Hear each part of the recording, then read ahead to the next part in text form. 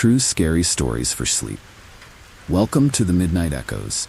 Before we dive into tonight's stories, I'd love to know, where are you watching from, and what time is it there? Drop a comment below. It's always fascinating to see where our viewers are tuning in from. If you enjoy the stories, don't forget to like and subscribe to the channel. Now, let's get comfortable, unwind, and prepare for tonight's eerie adventures.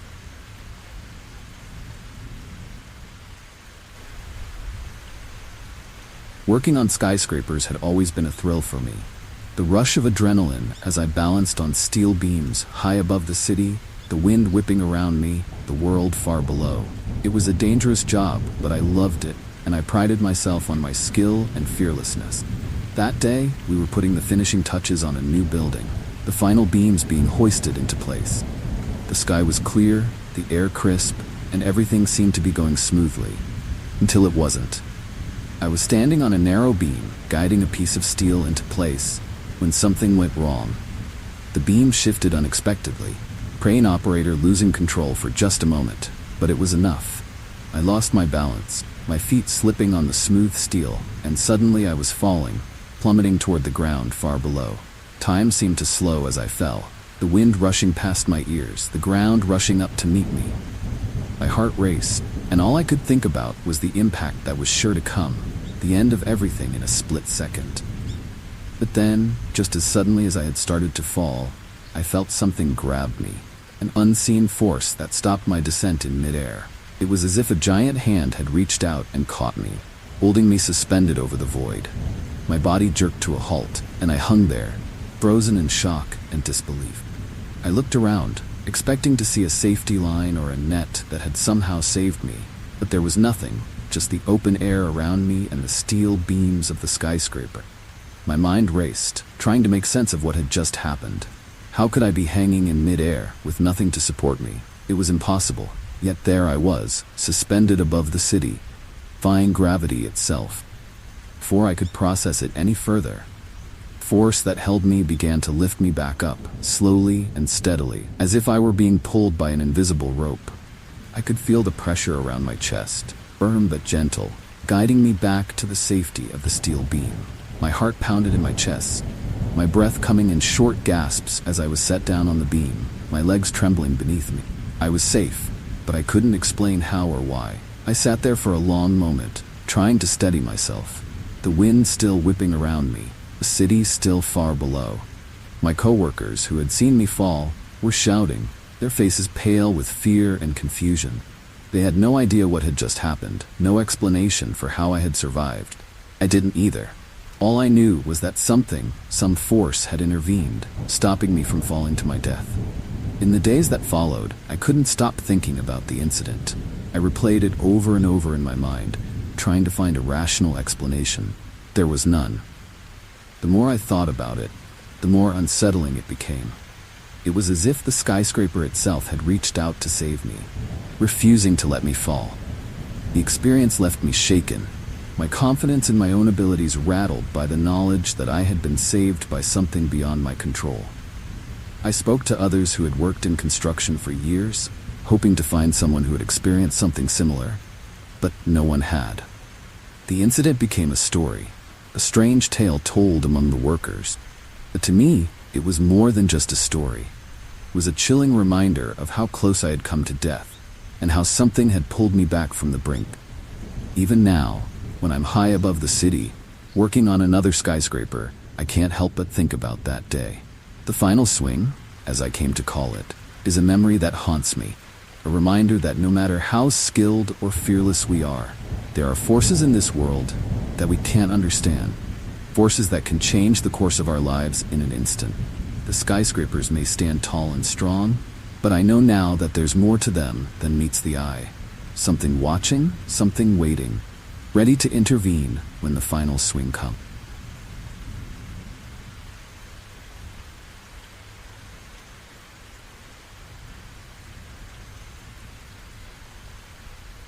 The old office building had always had its quirks, flickering lights, creaky floors, and an elevator that seemed to have a mind of its own.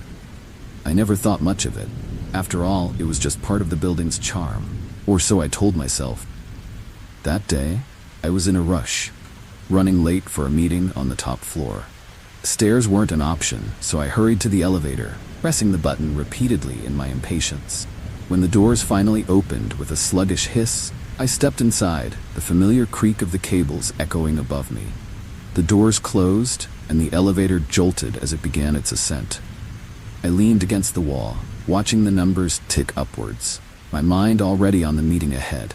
But just as the elevator reached the halfway mark, it shuddered violently, the lights flickering before plunging the small space into darkness. My heart skipped a beat as the elevator groaned, a low, ominous sound that sent chills down my spine. Then, without warning, the elevator began to plummet. The sensation was immediate and terrifying. Free fall. My stomach lurched as the floor dropped out from under me, the walls rushing up around me as the elevator plunged downward. I grabbed onto the handrail, my knuckles white with fear, as the darkness swallowed me whole. The air was thick with the sound of metal screeching against metal, the cables straining as they fought to regain control. But the elevator kept falling, faster and faster, the ground rushing up to meet me. I braced myself for the impact, my heart pounding in my chest, every second dragging on like an eternity. My mind raced with thoughts of what might happen when the elevator hit the bottom. Would I survive? Would it be quick? But just as suddenly as the descent had started, stop. The elevator jerked violently, and I was thrown against the wall as it came to an abrupt halt, the cables straining to hold it in place. For a moment, I couldn't breathe, didn't think. Just the overwhelming relief that I was still alive, that the elevator hadn't crashed to the ground below. The lights flickered back on, casting a dim, eerie glow over the small space. I looked up at the ceiling, expecting to see something, anything, that would explain what had just happened, but there was nothing. Just the dull hum of the elevator as it hung suspended in the shaft, the ground far below and the top floor still out of reach. My hands trembled as I pressed the emergency button, my voice shaky as I called for help. The intercom crackled to life, the building's security assuring me that they were aware of the malfunction and that help was on the way. But their words were distant, almost unreal. As I stood there, trying to make sense of what had just happened, fear still gripped me, the memory of the plunge fresh in my mind, and I couldn't shake the feeling that something was off, something beyond just a mechanical failure. As I waited for the rescue team, I couldn't help but notice the faint, almost imperceptible sound of whispering, as if the elevator itself was alive, murmuring secrets in the dark. I strained to listen, but the voices were too quiet, too distant to make out. The sound sent a chill down my spine, a haunting reminder that there was more to this old building than meets the eye. When the rescue team finally arrived, they pried open the doors, and I stumbled out, grateful to be back on solid ground. They checked the elevator, assuring me that it was safe, that the cables had held, and that I had been lucky to avoid a crash. But I knew better. The elevator hadn't just malfunctioned, it had fallen, and something had stopped it just in time. Whether it was luck, fate, or something more, couldn't say, but the experience left me shaken, haunted by the memory of the plunge. Even now, I avoid that elevator, taking the stairs whenever I can. The thought of stepping back inside, of hearing those cables creak and groan as the elevator ascends, is too much to bear. The plunge is a memory that lingers, chilling reminder of how close I came to disaster and how something or someone intervened to save me. The old office building may still stand, but I know now that it holds secrets, dark and eerie, waiting in the shadows.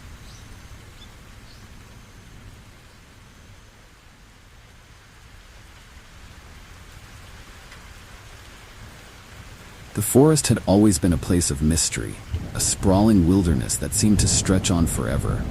I'd heard stories about it my whole life, tales of strange creatures, hidden clearings, and ancient trees that whispered secrets to those who would listen. But I'd never really believed them, chalking them up to local folklore. That day, though, I decided to venture deeper into the forest than I ever had before, driven by curiosity and the promise of solitude. The path was narrow and overgrown, the trees towering overhead, their branches forming a dense canopy that blocked out the sun. The air was thick with the scent of moss and damp earth, and the only sounds were the rustling of leaves and the distant calls of birds. As I walked, The forest seemed to close in around me, the trees growing closer together, their trunks gnarled and twisted as if shaped by some unseen force. Further I went, the more the world outside seemed to fade away, until it was just me and the forest. After what felt like hours of walking, I stumbled upon a clearing. Small circular space surrounded by ancient trees that seemed to watch over it like silent guardian. In the center of the clearing stood a single tree, larger and older than any I'd ever seen. Its roots spread out across the ground like the fingers of a giant hand, and its branches reached high into the sky, disappearing into the canopy above. There was something about the tree that drew me in, a strange, eerie energy that pulsed in the air around it. I approached the tree, feeling a sense of awe and unease in equal measure. The bark was rough under my fingers, the wood cool to the touch despite the warmth of the day. As I circled the tree, I noticed something carved into the trunk. Symbols, ancient and worn, almost invisible against the dark bark. My heart raced as I traced the symbols with my fingers, feeling a strange tingling sensation that spread through my hand and up my arm. It was as if the tree was alive, aware of my presence. Suddenly, the air around me grew colder, and the forest seemed to hold its breath. The birds fell silent, the rustling of the leaves ceased, and an eerie stillness settled over the clearing. I turned to leave. My feet wouldn't move, as if they were rooted to the ground. Panic set in as I realized I was trapped, held in place by some unseen force. The tree's branches swayed gently in a breeze I couldn't feel, and I could have sworn I heard a whisper. A soft, melodic voice carried on the wind. The whisper grew louder, more distinct, and I realized it was coming from the tree itself. The symbols carved into the bark began to glow faintly, pulsing with a soft green light. My heart pounded in my chest as the voice spoke, the words incomprehensible but filled with a sense of urgency. It was as if the tree was trying to tell me something, to convey a message that I couldn't quite grasp. The light grew brighter, the voice more insistent, until I was overwhelmed by the sensation of being watched, being surrounded by something far greater than myself. And then, just as suddenly as it had begun, it stopped. The light faded, whispering ceased, and the forest returned to its normal state. Birds singing, the leaves rustling, and the air warm and inviting once more. I stumbled back, my heart still racing, the sense of unease lingering in the back of my mind. Clearing, once filled with an almost magical energy, now seemed ordinary. The ancient tree just a tree once more. But as I turned to leave, I noticed something had changed. The symbols on the tree's trunk were gone, vanished as if they had never been there.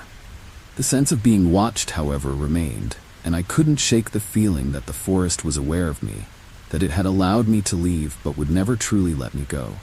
The walk back through the forest was uneventful, but I couldn't escape the eerie sensation, followed me every step of the way. When I finally emerged from the trees, the sunlight was blinding, and the sounds of the outside world rushed back in a cacophony of noise and life. But the memory of the enchanted forest stayed with me, a haunting reminder of what I had experienced. I had ventured into a place that was more than just a collection of trees and paths.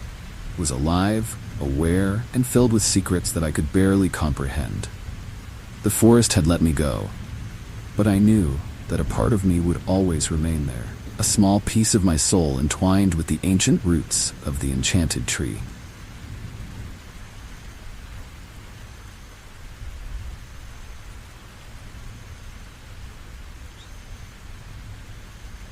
It was one of those cold, misty nights where the fog rolled in thick, shrouding everything in an eerie, gray haze. I was driving along a lonely stretch of road, the kind that seemed to go on forever without a single sign of civilization. The headlights barely cut through the fog, and the trees lining the road loomed like shadowy figures, their branches reaching out like twisted arms. I was the only car on the road, and the silence, it's oppressive, broken only by the hum of the engine and the occasional creak of the old suspension. That's when I saw him, a figure standing on the side of the road, barely visible through the thick fog. He was hitchhiking, his thumb outstretched, his silhouette dark against the swirling mist. I wasn't in the habit of picking up strangers, especially not in the middle of the night, but something about him compelled me to stop. Maybe it was the loneliness of the road, or the strange, almost magnetic pull I felt, but before I knew it, I was pulling over. He climbed into the passenger seat without a word, his face hidden by the shadow of his hood. There was something unsettling about him, something I couldn't quite put my finger on, but I shook off the feeling and tried to make small talk. He didn't say much, just pointed straight ahead, as if indicating that I should keep driving. The silence between us grew heavy, the air in the car thick with an unspoken tension that made my skin crawl. As we drove, I couldn't help but steal glances at him out of the corner of my eye. His presence was unnerving, his silence even more so. There was a strange aura about him, something almost otherworldly, and I found myself gripping the steering wheel tighter, my knuckles white. The road stretched on, and the fog seemed to grow thicker, the world outside the car fading into a gray void. The longer we drove, the more the road seemed to twist and turn, leading us deeper into the unknown. After what felt like hours, the stranger finally spoke. His voice was low, almost a whisper, and his words sent a chill down my spine. "Turn here," he said, pointing to a narrow, barely visible road that branched off into the fog. My instincts screamed at me to keep going, to stay on the main road, but something about his voice compelled me to obey. I turned the wheel, the tires crunching on the gravel as we left the paved road behind. The new road was rough, overgrown with weeds and lined with ancient trees that seemed to close in around us. The headlights struggled to penetrate the darkness, and I could barely see more than a few feet ahead. The stranger sat silently beside me, his eyes fixed on the road ahead, as if he knew exactly where we were going. Further we went, the more the unease grew, until I could barely breathe from the tension. Finally, the road ended in front of an old, decrepit house, its windows dark and its roof sagging under the weight of years of neglect. The stranger turned to me then, his eyes hidden in the shadow of his hood, and for the first time I felt real fear. "This is where I get off," he said, his voice like a cold wind that cut straight to my bones. I nodded, unable to speak, and watched as he opened the door and stepped out into the fog. He disappeared into the mist almost immediately, his figure swallowed by the gray. I waited for what felt like an eternity, my heart pounding in my chest, before I finally forced myself to drive away. The road back seemed even longer, the fog thicker. I couldn't shake the feeling that I was being watched. The stranger was still with me somehow, even though the passenger seat was empty. When I finally made it back to the main road, the fog began to lift, and the first light of dawn broke over the horizon. The events of the night felt like a bad dream, but the unease lingered, a gnawing sensation that something was terribly wrong. It wasn't until I stopped for gas at a small roadside station that I learned the truth. The attendant, an old man with a weathered face, asked where I'd come from, and when I mentioned the old house, his expression darkened. He told me that the house had been abandoned for years, ever since the man who lived there, a recluse, had died under mysterious circumstances. No one had been there since, and the road leading to it all but disappeared. The man's story sent a shiver down my spine, and I knew then that the stranger I'd picked up was no ordinary hitchhiker. He was something else, something that had led me to that house for reasons I couldn't understand.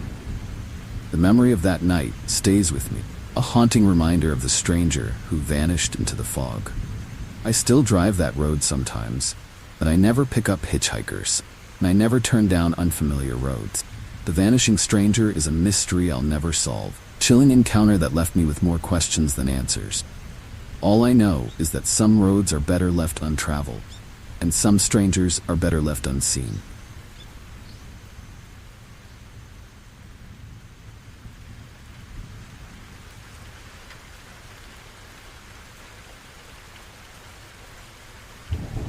It was supposed to be a simple job, just another day of checking on an old property that had been sitting vacant for years.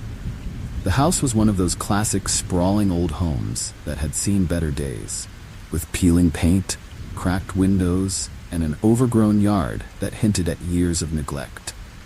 I'd been hired to inspect the place before it went on the market, to make sure everything was in order. It seemed straightforward enough, but as soon as I stepped inside, I knew something was off. The air inside the house was stale, thick with the smell of damp and decay.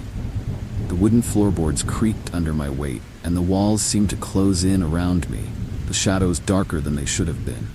I made my way through the rooms, checking for leaks, cracks, and any other signs of damage. It wasn't until I reached the basement door that I noticed it. Faint sound of water, a soft, persistent dripping that echoed through the house. I hesitated for a moment, my hand on the doorknob. The basement was always the worst part of these jobs. Dark, cold, and usually full of surprises. But I had a job to do, so I took a deep breath and opened the door. The smell of damp earth hit me immediately, and the sound of dripping water grew louder as I descended the narrow, rickety stairs. The basement was pitch black, the only light coming from the small, grimy window near the ceiling. When I reached the bottom of the stairs, I realized the source of the sound. The basement was flooded. Few inches of murky water covered the floor, reflecting the faint light from the window. I cursed under my breath, knowing this would mean more work, more time spent in this dark, musty place. But as I stepped forward, something else caught my attention. Faint, almost imperceptible ripple in the water, as if something had just moved beneath the surface. I froze, my heart racing. The air was thick with moisture, the walls slick with condensation, and the temperature seemed to drop the further I went. I took another step, the water lapping at my boots, and that's when I saw it. Figure, barely visible in the dim light, standing at the far end of the basement. It was a man, his clothes drenched, his head bowed, as if he were staring at the water around his feet. I called out to him, but he didn't respond, didn't even move. My heart pounded in my chest as I took another step closer, the water sloshing around me. The man remained still, his figure half submerged in the water. Closer I got, the more the unease grew, a deep, unsettling feeling that something wasn't right. I called out again, louder this time. Still, he didn't respond. It was as if he hadn't heard me at all. I was just a few feet away when I noticed it. The water around his feet wasn't just water. It was dark, thick, almost like tar, and it seemed to be pulling him down, inch by inch. I stopped in my tracks, my breath catching in my throat. The man slowly lifted his head, and our eyes met. His face was pale, almost ghostly, and his eyes were empty, void of any life. Chill ran down my spine as I realized what I was looking at. This wasn't a living person. It was a spirit, a ghost trapped in the flooded basement, bound to the water that had claimed him. He opened his mouth as if to speak, but no sound came out. Just a low, guttural moan that sent a wave of cold dread through me. Before I could react, the water around him began to churn, the dark, thick substance pulling him down faster now. His eyes locked onto mine, and I could see the fear, the desperation in them, as if he were begging me to help him. But I couldn't move, couldn't breathe, paralyzed by the terror that gripped me. The water swallowed him whole, and within moments, he was gone, leaving nothing but ripples on the surface. I stumbled back, my heart racing, air around me thick with the weight of what I had just witnessed. The basement was silent again, the only sound the soft drip of water from the ceiling. I turned and ran, the stairs creaking under my weight as I fled the basement, the house, everything. I didn't stop until I was outside, gasping for air. The memory of the man's empty eyes burned into my mind. I never went back to that house. I told my employer that the property was beyond repair, that it was best left alone. The memory of the flooded basement and the ghostly figure trapped within it still haunts me. It's a chilling reminder that some places are not just old or abandoned, they're cursed, holding on to the spirits of those who met a tragic end within their walls. And sometimes, those spirits are still waiting, bound to the water that claimed them, seeking release from their watery prison.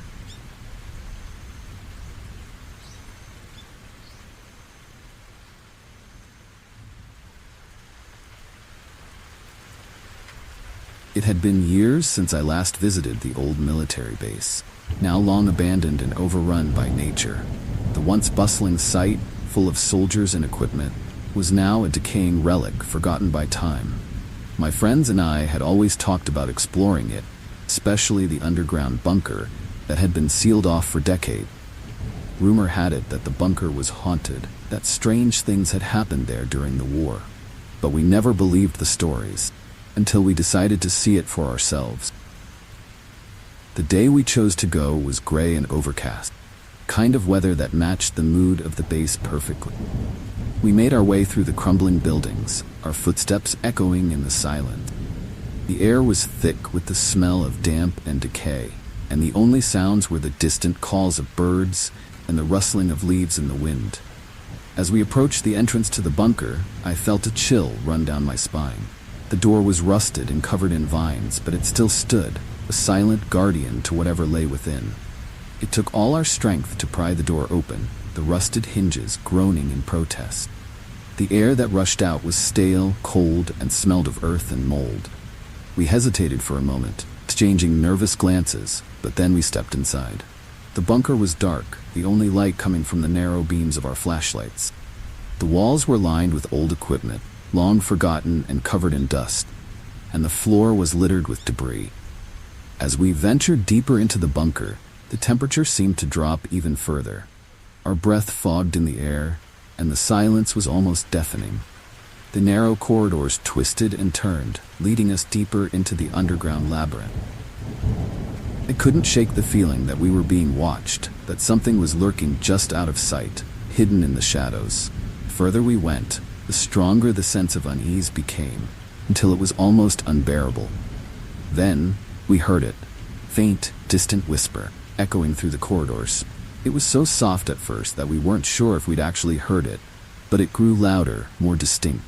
The voice was low, guttural, and filled with an unmistakable sense of dread. It was speaking in a language we couldn't understand, but the tone was clear. Whatever it was saying, it wasn't welcoming. We stopped in our tracks, our flashlights flickering as the air around us grew colder, the whispers growing louder, closer. Panic set in as we realized we weren't alone in the bunker. Turned to leave. The path behind us seemed different. Corridors twisting in ways they hadn't before. It was as if the bunker itself was alive, reshaping itself to trap us inside. Whispers followed us, growing louder, more insistent, until it felt like they were right behind us. I glanced over my shoulder, and for a split second, I saw them, shadowy figures barely visible in the darkness, watching us with cold, empty eyes. We broke into a run, our footsteps echoing through the bunker as we desperately tried to find our way out. The corridors seemed to stretch on forever, each turn leading us deeper into the darkness. The whispers were all around us now, overlapping in a chaotic chorus that filled the air with a sense of dread. My heart raced as we stumbled through the darkness, cold seeping into my bones, feeling of being watched, never leaving. Just when I thought we'd never find our way out, we rounded a corner and saw it. Entrance. The door still open, a sliver of gray light shining through. We sprinted towards it, the whispers reaching a fever pitch, the shadowy figures closing in around us. I could feel them right behind me, their presence heavy and suffocating, as if they were reaching out to pull us back into the darkness. But we made it, bursting out of the bunker and into the cold, damp air outside. We didn't stop running until we were far from the base, our hearts pounding, our breath coming in ragged gasps. The whispers were gone, shadowy figures left behind in the darkness of the bunker. The memory of what we had experienced stayed with us. The haunted bunker wasn't just a story, a legend passed down through the years. It was real, and it was alive, still echoing with the voices of those who had perished within its walls. Even now, I can't shake the feeling that something followed us out, that the bunker's dark presence isn't confined to its underground corridors. The memory of those whispers, those shadowy figures, haunts me, chilling reminder of the things that lurk in the places we've long forgotten. The bunkers still stand, abandoned and silent, but I know better than to go back. Some places are better left undisturbed, their secrets buried deep where they belong.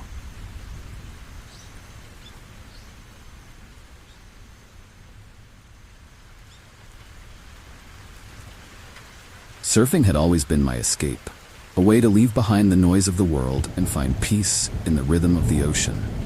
That day, the waves were perfect, tall, powerful, and rolling in with a steady cadence that made my heart race with excitement.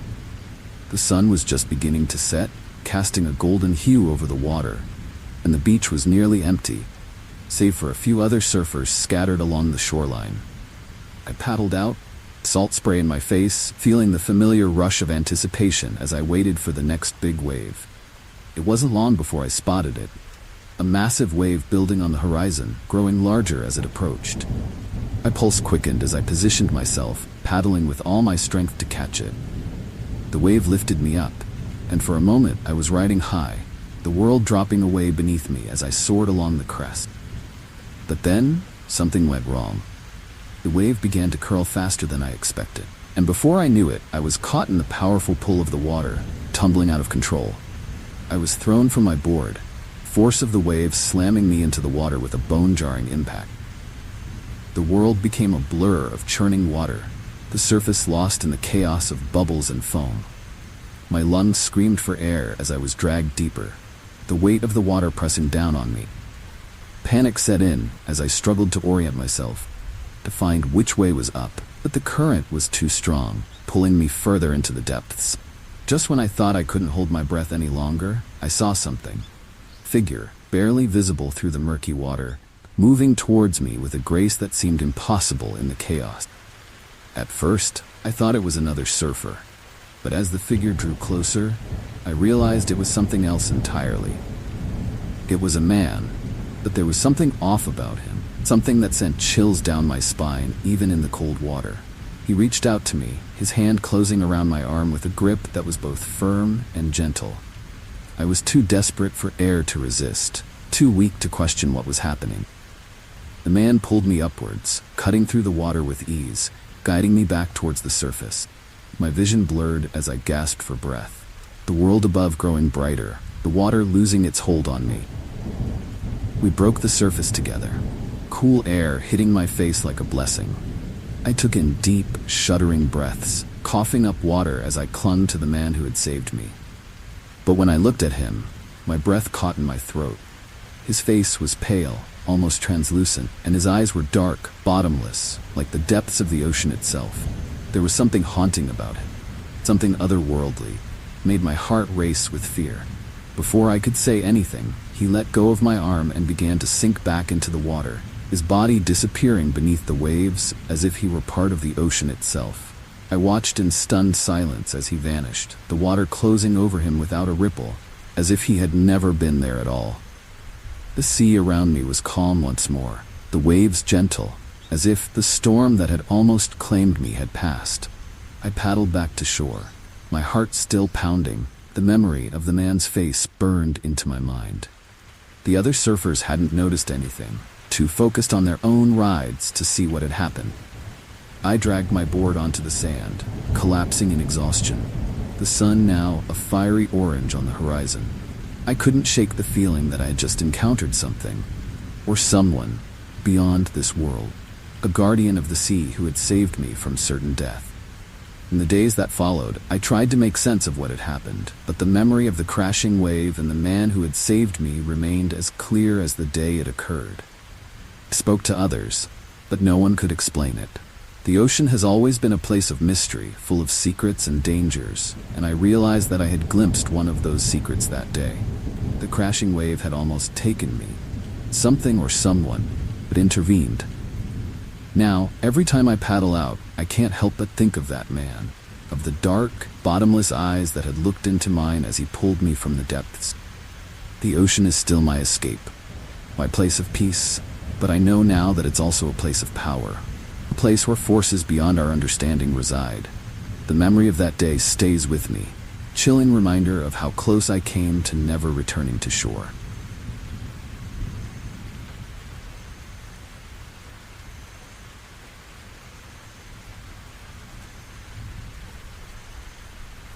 The old train tracks near the edge of town had long been abandoned, overgrown with weeds and forgotten by most.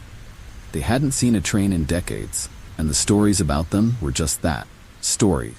Or so I thought. The tracks cut through a dense stretch of woods, a place where the trees grew thick and the shadows were deep. People said that those woods were haunted, that strange things happened near the tracks, especially at night. Curiosity got the better of me, and one evening, I decided to see for myself. The sun had just set when I arrived, the last light of day fading into the horizon. The air was cool and still, and the woods were eerily quiet, save for the occasional rustle of leaves in the breeze. Tracks stretched out before me, rusty and uneven, disappearing into the darkness of the trees. There was something unsettling about them, feeling that they weren't as abandoned as they seemed. But I shook off the unease and began to walk along the tracks, the gravel crunching under my boots. As I walked, the air grew colder, the shadows lengthening as the night closed in. The woods seemed to press in around me, the trees forming a dark tunnel over the tracks. I could hear my own footsteps echoing in the stillness, each step louder than the last. But then I heard something else. Faint sound, distant at first, but growing louder with each passing moment. It was the unmistakable sound of a train. The rumble of wheels on steel, the shrill whistle cutting through the night. I stopped in my tracks, my heart pounding in my chest. The sound was impossible. There hadn't been a train on these tracks in years, and yet it was unmistakable. The rumble grew louder, the whistle more insistent, and I could feel the vibrations through the ground as if a train were barreling towards me. Panic set in as I realized that whatever was coming, I was directly in its path. It turned to run, but my feet wouldn't move, as if the tracks were holding me in place. The sound of the train was deafening now, the whistle blaring, the rumble shaking the very air around me. My heart raced as I looked up, expecting to see the lights of an oncoming train, but there was nothing, just the darkness of the woods and the empty tracks stretching out before me. The noise grew louder, more intense, until it felt like the train was right on top of me. Still, I couldn't move. I was frozen in place, trapped by some unseen force. Just when I thought the train would collide with me, it happened. A flash of light, and there it was, train rushing past me at impossible speed. But this train was no ordinary locomotive. It was translucent, ghostly, as if made of mist and shadow. The windows were dark, and inside I could see shadowy figures, passengers staring out with hollow eyes. The train roared past, its ghostly form sending a chill through me that I felt in my very bones.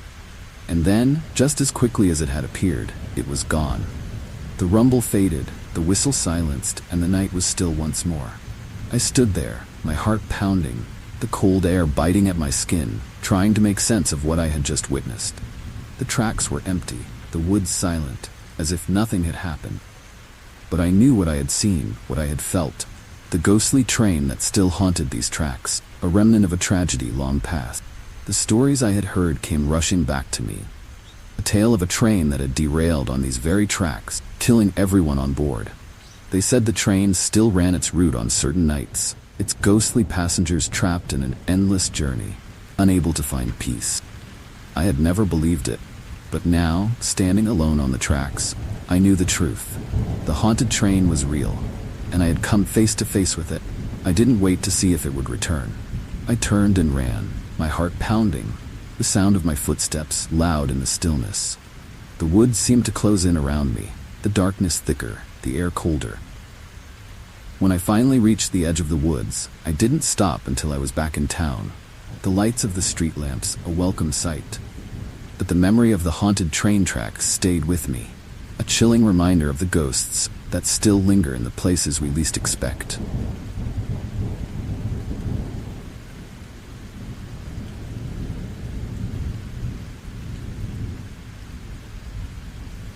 The weather had been strange all day, oppressively hot and humid, kind of day where the air feels heavy and thick, like something was about to happen. By late afternoon, the sky had turned an ominous shade of green, and the wind picked up, howling through the trees with an unnatural force. I knew something was wrong, and when the sirens started blaring, warning of an approaching tornado, my heart sank. I'd lived through storms before, but this one felt different, more powerful, more dangerous. I barely had time to react before the tornado was upon us. The wind roared like a freight train, shaking the walls of my house as I scrambled for cover. I grabbed my emergency kit and ran to the basement, the sound of the storm growing louder with each passing second. The lights flickered and then went out, plunging the house into darkness. Only light came from the small window near the ceiling, which showed the sky swirling with debris. As I huddled in the corner, the wind outside reached a deafening pitch, rattling the walls and sending shivers down my spine. The entire house seemed to shudder as the tornado passed overhead. its force threatening to tear everything apart. I closed my eyes, praying that the basement would hold, that I would survive the storm. But then, through the noise, I heard something else. A voice, faint and distant, calling my name. I opened my eyes, my heart pounding, and listened. The voice was soft, almost a whisper, but unmistakable. It was a woman's voice, calm and reassuring, telling me to stay where I was, that I would be safe. It felt like a dream. The fear in my chest was real, and the voice brought an odd sense of comfort in the chaos. I clung to that voice, focusing on it as the storm raged around me, feeling a strange connection to it. Suddenly, the house groaned, and I felt the floor beneath me shift. The tornado was tearing through everything in its path, and I could feel the pressure building, as if the entire house was about to be ripped from its foundation. The voice grew louder, more insistent, urging me to stay put, to trust it. I didn't know why, but I obeyed, my fear easing slightly as I followed the voice's instructions. Then, just as quickly as it had come, the tornado passed. The wind died down, the noise faded, and an eerie silence settled over the house. I could hardly believe it was over. Slowly, I climbed out of the basement, my hands shaking as I reached the top of the stairs. The house was in shambles, windows shattered, furniture overturned, and debris scattered everywhere. The walls were still standing, and I was alive. As I stepped outside, I was greeted by a scene of utter devastation. The neighborhood was unrecognizable, houses reduced to rubble, trees uprooted, cars overturned. But amid the destruction, there was something else, a feeling that I couldn't quite shake. The voice that had guided me through the storm still lingered in my mind, and I couldn't help but wonder where it had come from. I walked through the wreckage, my thoughts racing, when I saw her, a woman standing at the edge of what had once been my neighbor's house. She was older, with silver hair and a serene expression, and she was looking straight at me. My heart skipped a beat as I realized she looked familiar, like someone I had seen before but couldn't quite place. I started to approach her, but before I could say a word, she smiled, a soft, knowing smile, and vanished before my eyes. I stood there, stunned, trying to make sense of what I had just seen. The woman was gone, leaving no trace behind, but I knew what I had experienced was real. She was the voice I had heard in the basement, presence that had guided me through the storm. I later learned that my neighbor, an elderly woman who had lived alone, passed away years ago in the same house that was now reduced to rubble. The tornado was a force of nature, destructive and terrifying, but what I experienced that day was something beyond explanation. The voice that saved me, the woman who appeared in the aftermath, it was as if she had returned to protect me, ensure that I survived. The memory of that day, and the voice that guided me, remains a chilling reminder that sometimes, in our darkest moments, we're not as alone as we think.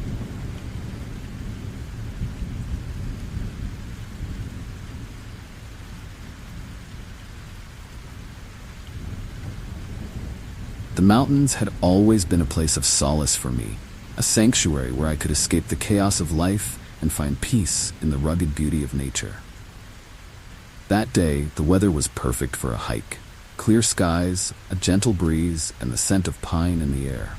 I set out early, eager to explore a new trail that wound its way through the forest and up into the rocky cliffs. The trail was steep, but the views were worth it, each turn revealing more of the breathtaking landscape. I was halfway up the mountain when I heard it. A low rumble, distant at first, but growing louder with each passing second. I stopped in my tracks, the hair on the back of my neck standing on end as the ground beneath me began to shake. A landslide. The realization hit me like a punch to the gut, and I turned to run, but it was too late. The mountainside gave way with a deafening roar, and I was caught in the midst of it, the world around me collapsing into chaos. The force of the landslide was overwhelming, the ground buckling and shifting under my feet as rocks and debris rained down around me. I tried to find shelter, but the avalanche of earth and stone was relentless, sweeping me off my feet and burying me in an instant. The world went dark, the weight of the earth pressing down on me, brushing the air from my lungs. I was trapped, buried alive, no way to escape. Panic set in as I struggled to breathe, my chest heaving with the effort to draw in air. Pressure was immense, the darkness suffocating, and I could feel the earth closing in around me. My mind raced, searching for a way out. There was nothing, no light, no air, just the cold, crushing weight of the mountain. I was alone, buried deep in the earth, and the terror of it all threatened to consume me. But then, as I lay there, something miraculous happened. I felt a shift in the earth, a small, almost imperceptible movement, as if something was giving way. My hand brushed against something solid, a root, thick and gnarled, buried deep in the soil. I clung to it, desperate for anything that might help me escape. The root felt like a lifeline, and I pulled with all my strength, the earth loosening its grip just enough for me to move. Slowly, painstakingly, I began to dig my way out, using the root as a guide, pulling myself towards what I hoped was the surface. The air was thin, each breath a struggle, but I refused to give up. The thought of being buried alive, of never seeing the light of day again, drove me forward, inch by inch, through the dark, suffocating soil. My fingers were numb, my body battered and bruised, but I kept going, the root leading me closer to freedom. Finally, after what felt like hours, I saw it, faint glimmer of light, just above me. Clawed at the earth, my hands raw and bleeding, until I broke through the surface, gasping for air as the sunlight flooded in. The relief was overwhelming, the sky above me a brilliant blue, the air fresh and cool. I lay there for a long time, too exhausted to move, the memory of the darkness still clinging to me. When I finally pulled myself to my feet, I looked down at the root that had saved me. It was thick and twisted, its surface worn smooth by time, and I realized then that it wasn't just any root. It was the root of an ancient tree, one that had stood on the mountainside for centuries. The tree's roots had anchored me, pulled me back from the brink of death, and I couldn't shake the feeling that it had been more than just a stroke of luck. The mountains had always been a place of solace for me, but now they held a new significance, a reminder of how close I had come to losing everything, and how something as simple as a tree's root saved my life. The memory of being buried alive, of the darkness and the crushing weight of the earth, is a chilling one, but it's also a testament to the resilience of life, to the unexpected ways we find our way back to the light.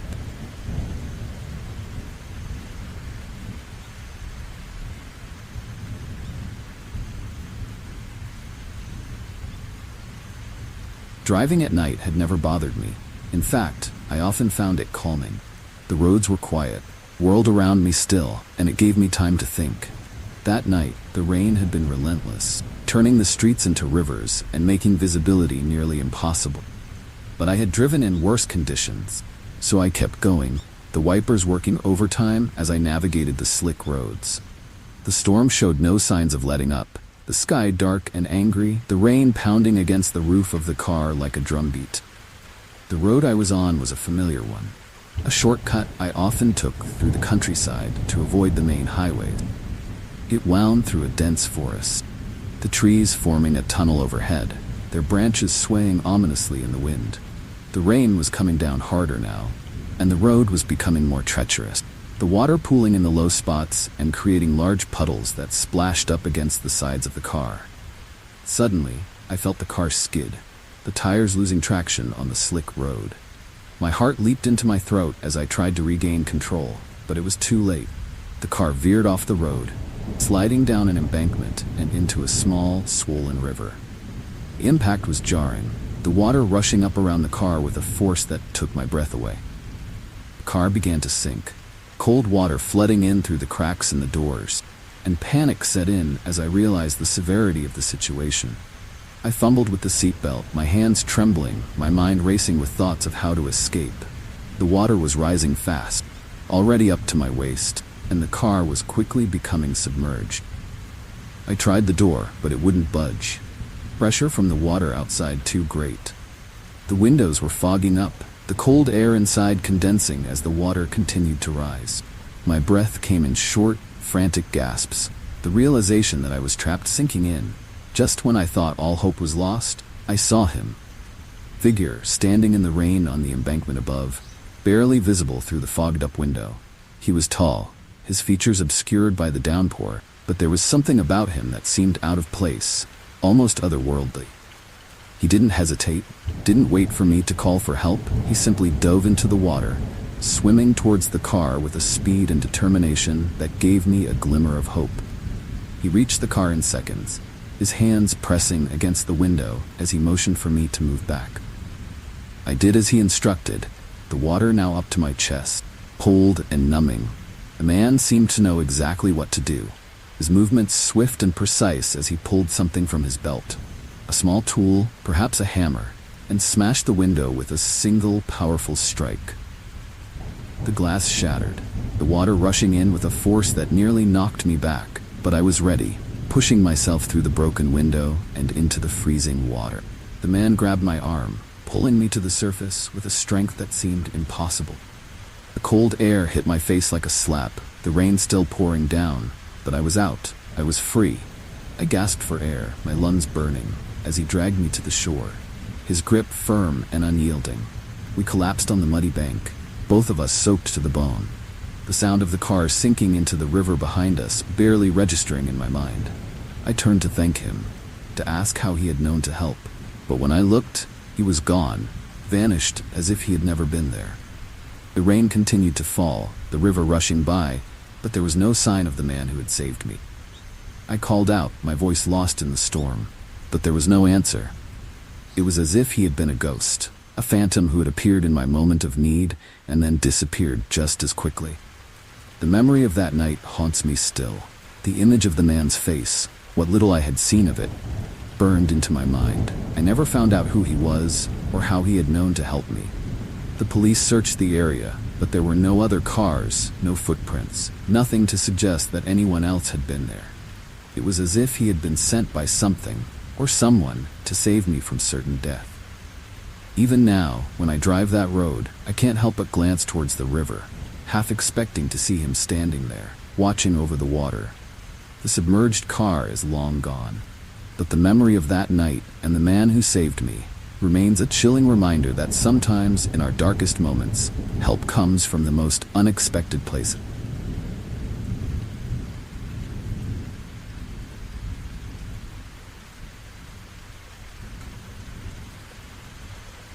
The old mine had been abandoned for decades, its tunnels winding deep beneath the earth like forgotten veins of a once thriving industry.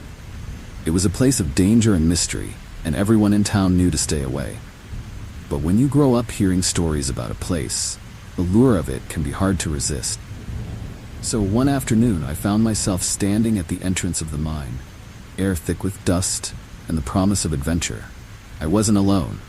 My friends were with me, and together, we decided to explore the dark, winding passages that had been left to time. The first few steps inside were unnerving, the air cool and stale, the sound of our footsteps echoing through the narrow tunnel. The walls were rough and uneven, the ceiling low enough that we had to duck in some places. Our flashlights cut through the darkness, revealing old wooden supports that creaked with age, threatening to give way at any moment. The deeper we went, the more the weight of the earth above seemed to press down on us, the silence only broken by the occasional drip of water from the rocks. As we ventured further into the mine, the atmosphere grew heavier, the air thicker with the smell of damp earth and rusted metal.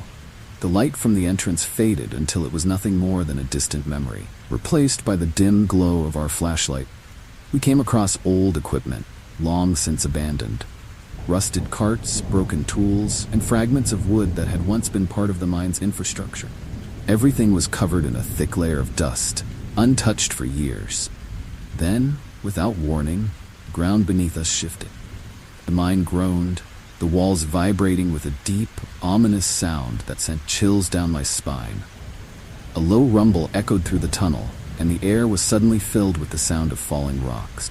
My heart leaped into my throat as I realized what was happening. The mine was collapsing. We turned to run, our feet scrambling over the uneven ground as the tunnel behind us began to cave in, the roof buckling under the weight of the earth above. The panic was overwhelming. Fear of being buried alive, driving us forward. Rocks and debris rained down around us, the sound of the collapse deafening in the confined space. I could barely see through the dust that filled the air, my flashlight flickering as the battery struggled to keep up.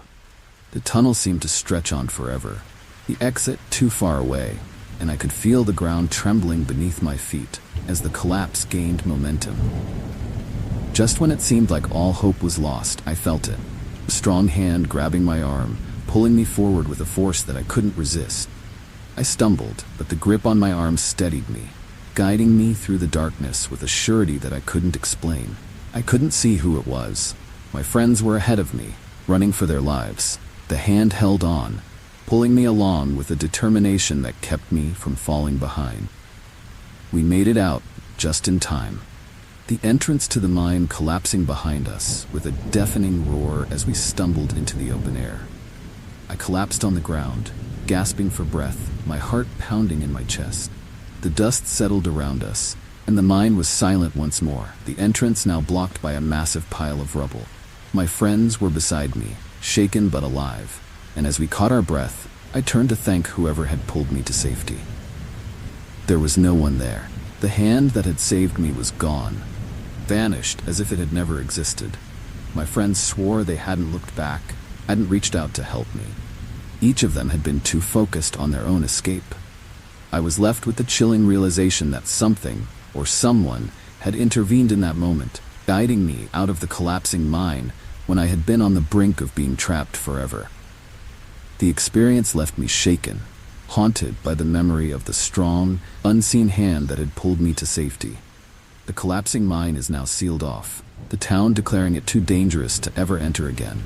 But I know that something still lingers in those dark tunnels. The presence that saved me that day, a ghost of the past perhaps, or something more, is a reminder that some places hold secrets far older and deeper than we can imagine.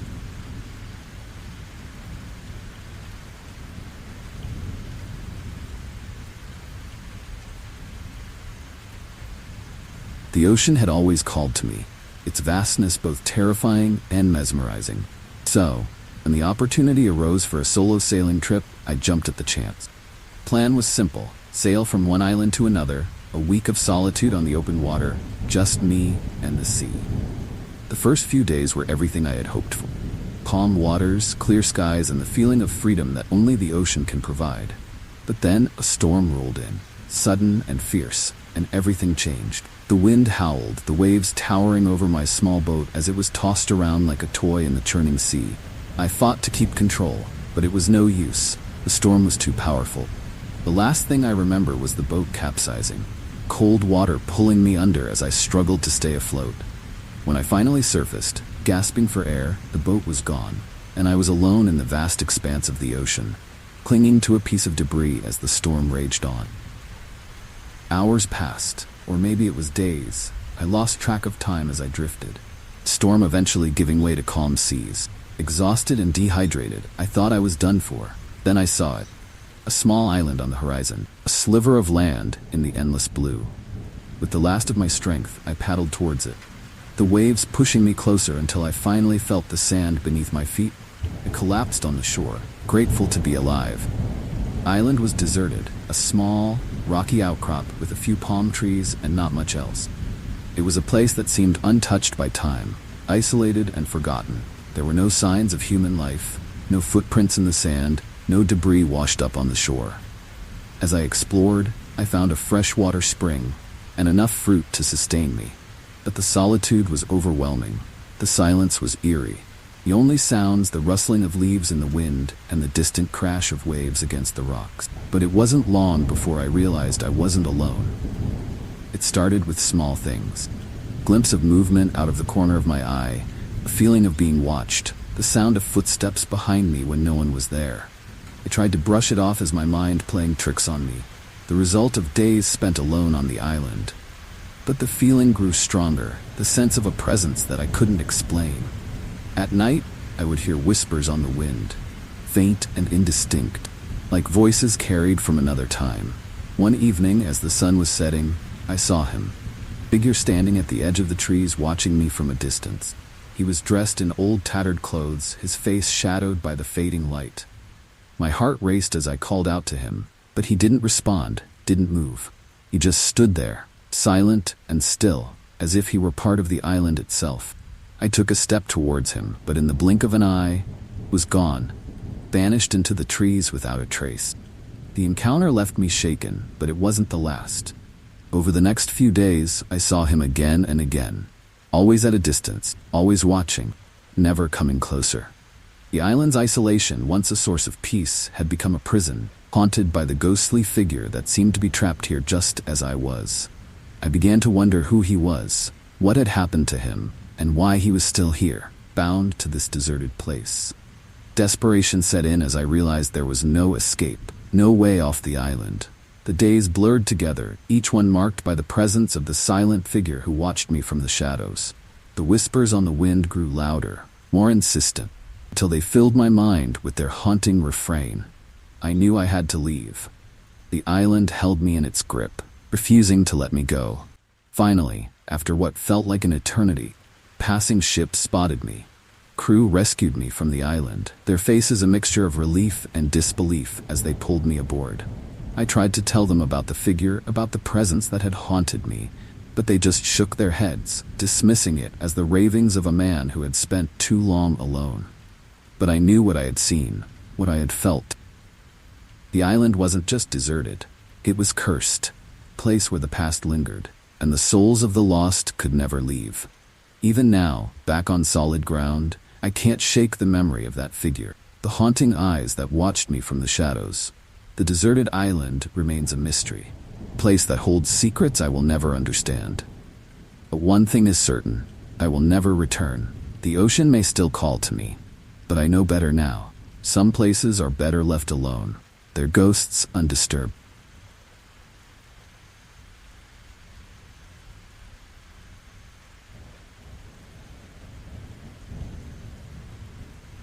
I've always had a fascination with antiques.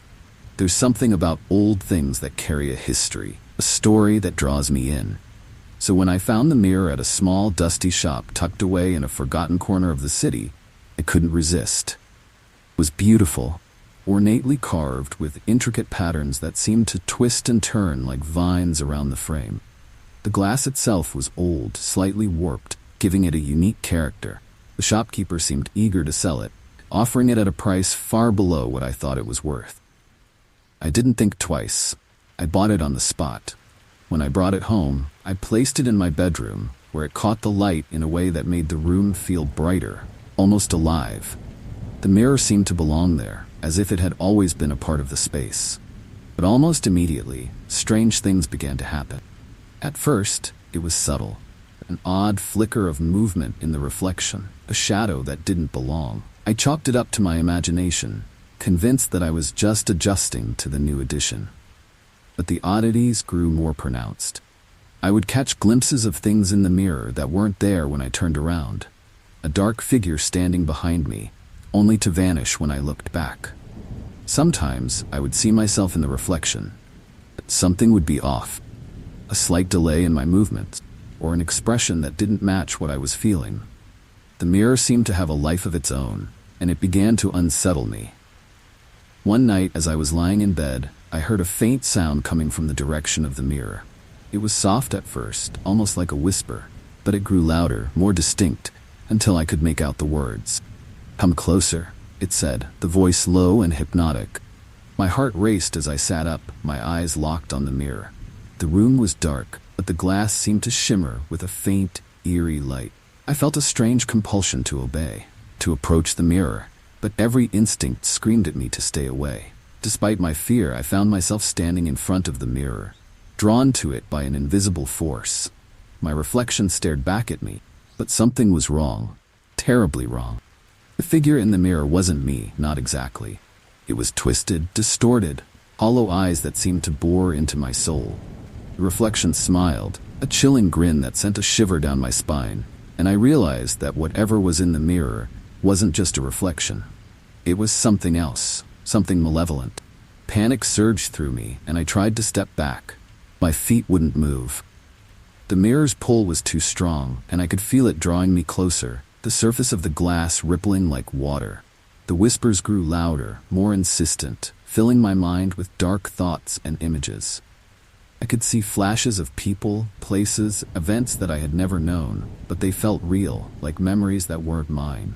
The mirror was trying to claim me, to pull me into its world. With a surge of desperation, I tore myself away from the mirror, stumbling back and breaking the connection.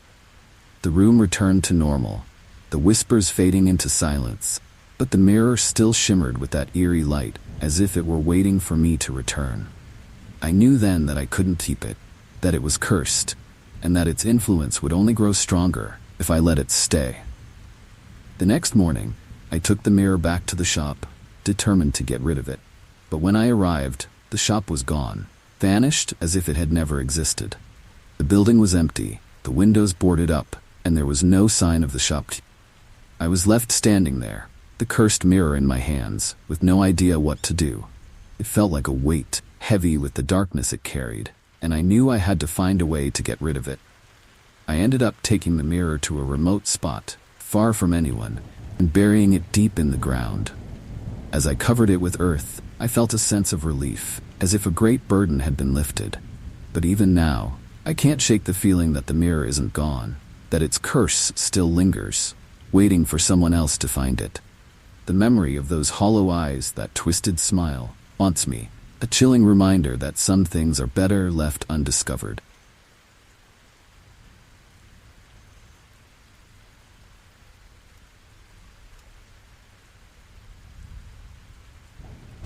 It was a Christmas Eve like no other, one that still sends chills down my spine whenever I recall it. My wife and I had just finished decorating the tree when we noticed something bizarre outside our living room window. A man dressed as Santa Claus, his suit tattered and dirty, was standing in our backyard, swaying back and forth in a slow, eerie dance. First, we thought it was some kind of prank, but the longer we watched, the more unsettling it became. His movements were hypnotic, repetitive, and deeply disturbing. He never spoke, never looked up, just kept dancing under the dim glow of the streetlight, his shadow casting a haunting figure on the snow-covered ground. My heart raced as I debated whether to confront him or call the police. But before I could decide, something in his dance changed. It became frantic, almost desperate, as if he was being controlled by some unseen force. We decided to stay inside, locking all the doors and closing the blinds, hoping he would go away. But even with the curtains drawn, I could still sense his presence out there, like a chilling specter haunting our home. Hours passed, and when I finally gathered the courage to peek outside, he was gone. Relief washed over me, but it was short-lived. The next morning, the local news reported a strange and mysterious death in the neighborhood. A man had been found lifeless just a few blocks away, his body contorted in a way that defied explanation. The police were baffled. There were no signs of struggle, no visible injuries, just a look of sheer terror frozen on his face. My mind immediately flashed back to the man in the Santa suit. Could it be connected? The thought was as chilling as it was absurd, but something deep inside told me this was no coincidence. As the days went by, the incident began to gnaw at me. I couldn't shake the image of that eerie dance, the haunting way he seemed to move with purpose, yet without any apparent reason. I tried to rationalize it, but the more I thought about it, the more the pieces of the puzzle seemed to fit together. The man who died had lived alone, just like us, and had no known family or friends. It was as if he had been marked, just like we were. I started researching, trying to find any explanation for what we had witnessed.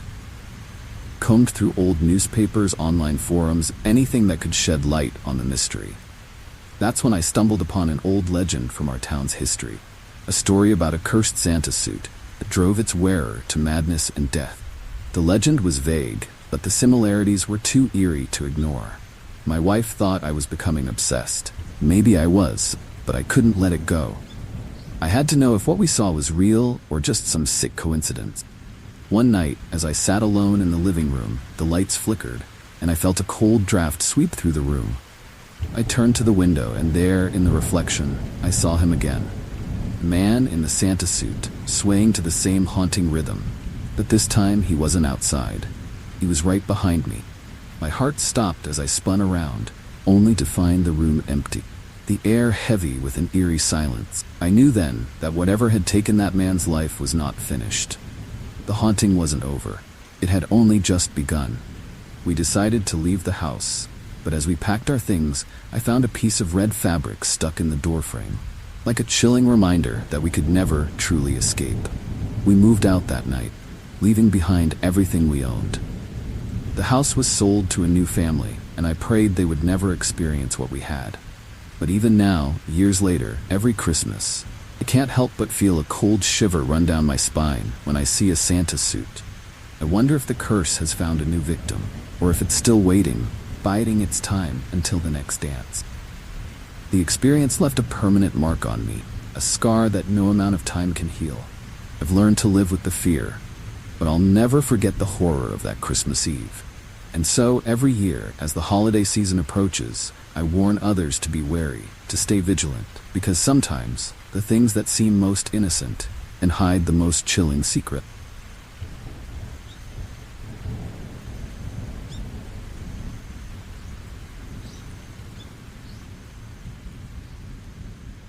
I've driven that remote road countless times, always at night, always alone, but this time was different. Something felt off from the moment I turned onto it. The mist rolled in thick and fast, wrapping the car in a suffocating blanket of white. I could barely see the headlights, let alone the road ahead.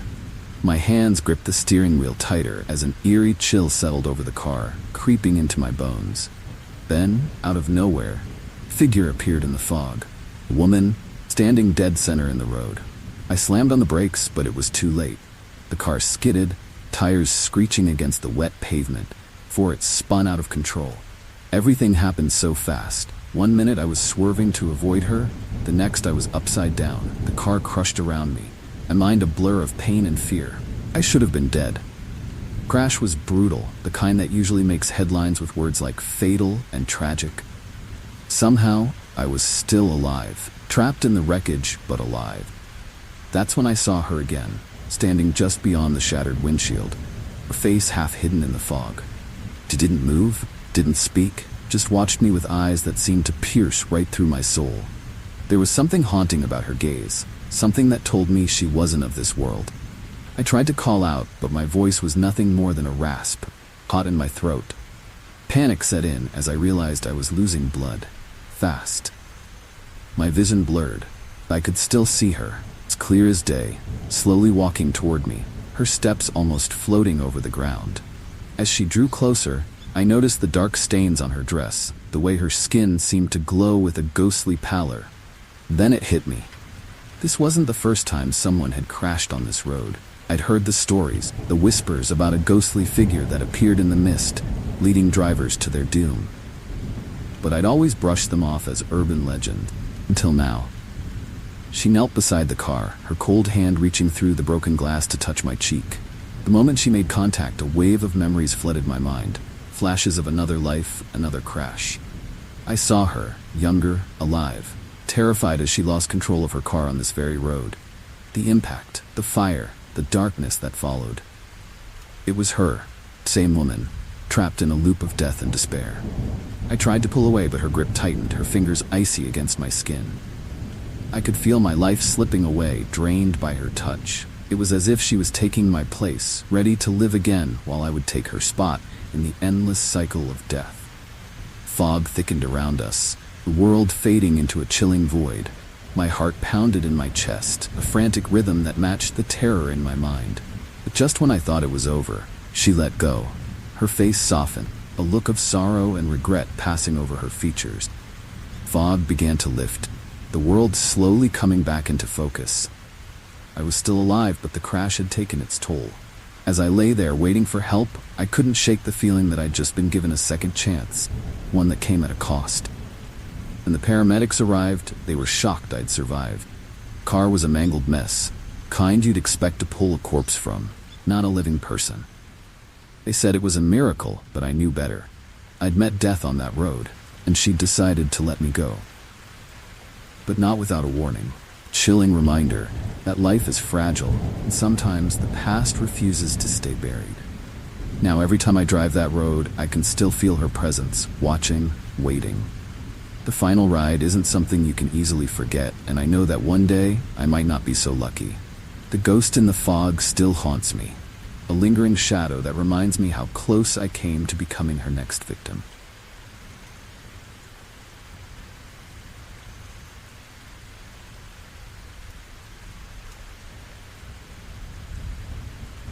Diving has always been my escape, a way to disconnect from the chaos of life. But the dive that day was different. The water was unusually cold, even for the deep sea, and the visibility was poor. As I descended into the underwater cave, an eerie silence surrounded me, broken only by the sound of my breathing.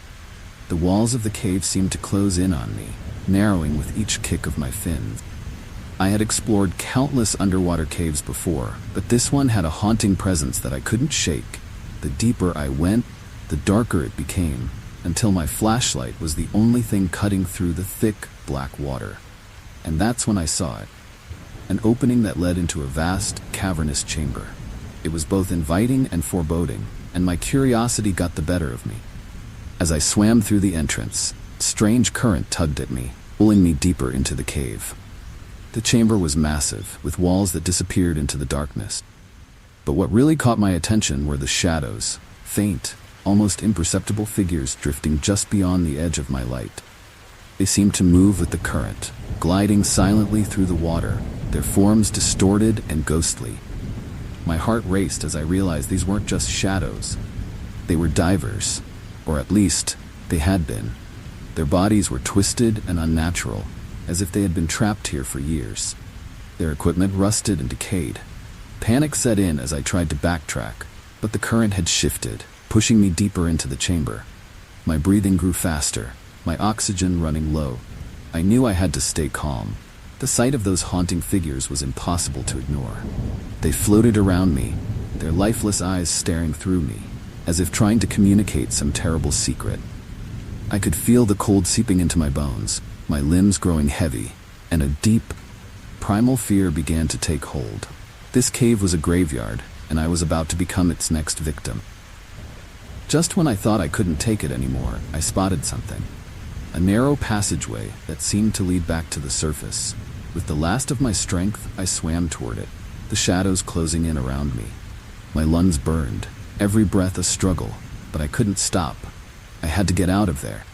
The passage was tight, barely wide enough for me to squeeze through, but it was my only chance.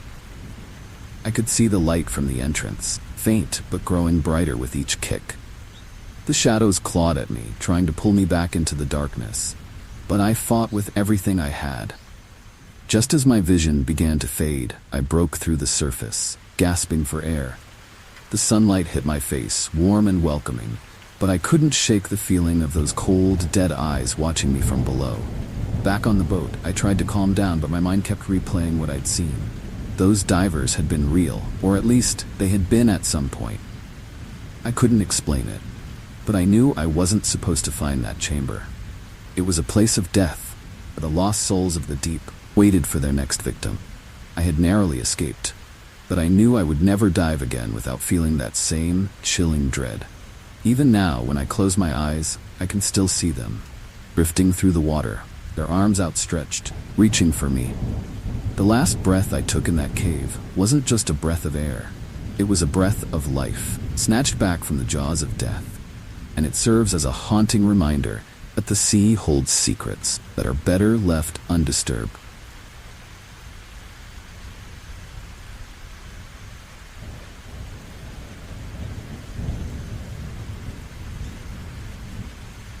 When my grandmother called me to her bedside, I knew something was wrong. She was frail, her voice barely a whisper, but her eyes were sharp with urgency. She made me promise something that day, something I didn't fully understand at the time.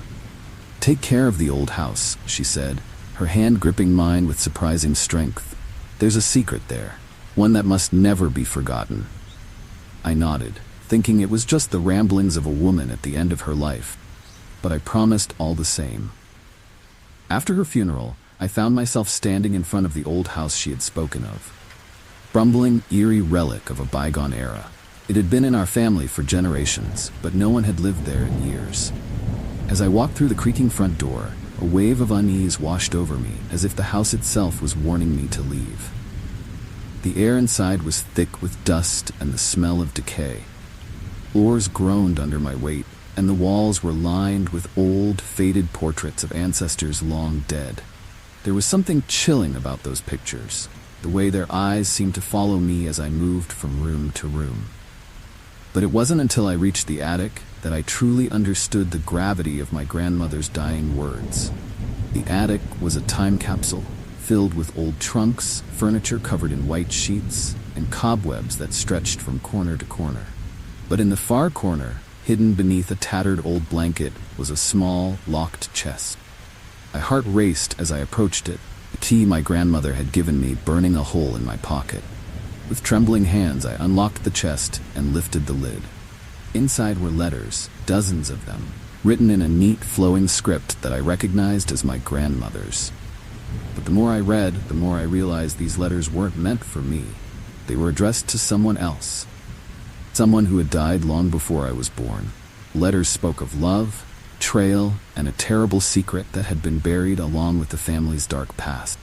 As I read on, a chilling realization dawned on me. The secret my grandmother had been so desperate to protect was one of murder. She had covered up a death, one that had taken place in this very house. The victim's ghost, she wrote, still haunted the old house, unable to find peace until the truth was revealed. The weight of my promise pressed down on me, as I realized I was now part of this deadly legacy. I spent the next few days uncovering the truth, piecing together the story from the fragments of my grandmother's letters. The victim had been a distant relative, a young woman who had been wronged by the family. Her death had been ruled an accident, but the letters made it clear that it was anything but. The more I uncovered, the more I felt her presence in the house, cold, eerie feeling that followed me everywhere I went. One night, as I was going through the last of the letters, I heard a sound, a soft, ghostly whisper that sent chills down my spine. It was as if she was speaking to me, urging me to finish what I had started. I followed the sound to the basement, where I found an old, crumbling wall. The whispers grew louder as I began to tear at the bricks, until finally I uncovered a small, hidden room. Inside was a skeleton, wrapped in the remnants of a blood-stained dress. The air was thick with the smell of death, and I knew I had found her. My heart pounded as I realized what I had to do. The only way to end this haunting was to bring the truth to light. I called the police, and they confirmed what I already knew. The skeleton belonged to the woman in the letters. The case was reopened, and the family's dark secret was finally exposed. But even after the truth came out, the house remained haunted. I could still feel her presence, watching, waiting. My grandmother's deathbed promise had been fulfilled, but it came at a cost. The house had claimed another victim, me. I couldn't leave, couldn't escape the chilling grip it had on me. The secret was out, but the haunting was far from over. The old house still stands, a haunting reminder of the family's dark past. And I, too, remain, trapped by the promise I made, bound to the house by the ghosts of the past. The deathbed promise wasn't just a request. It was a curse, one that I will carry with me to my grave.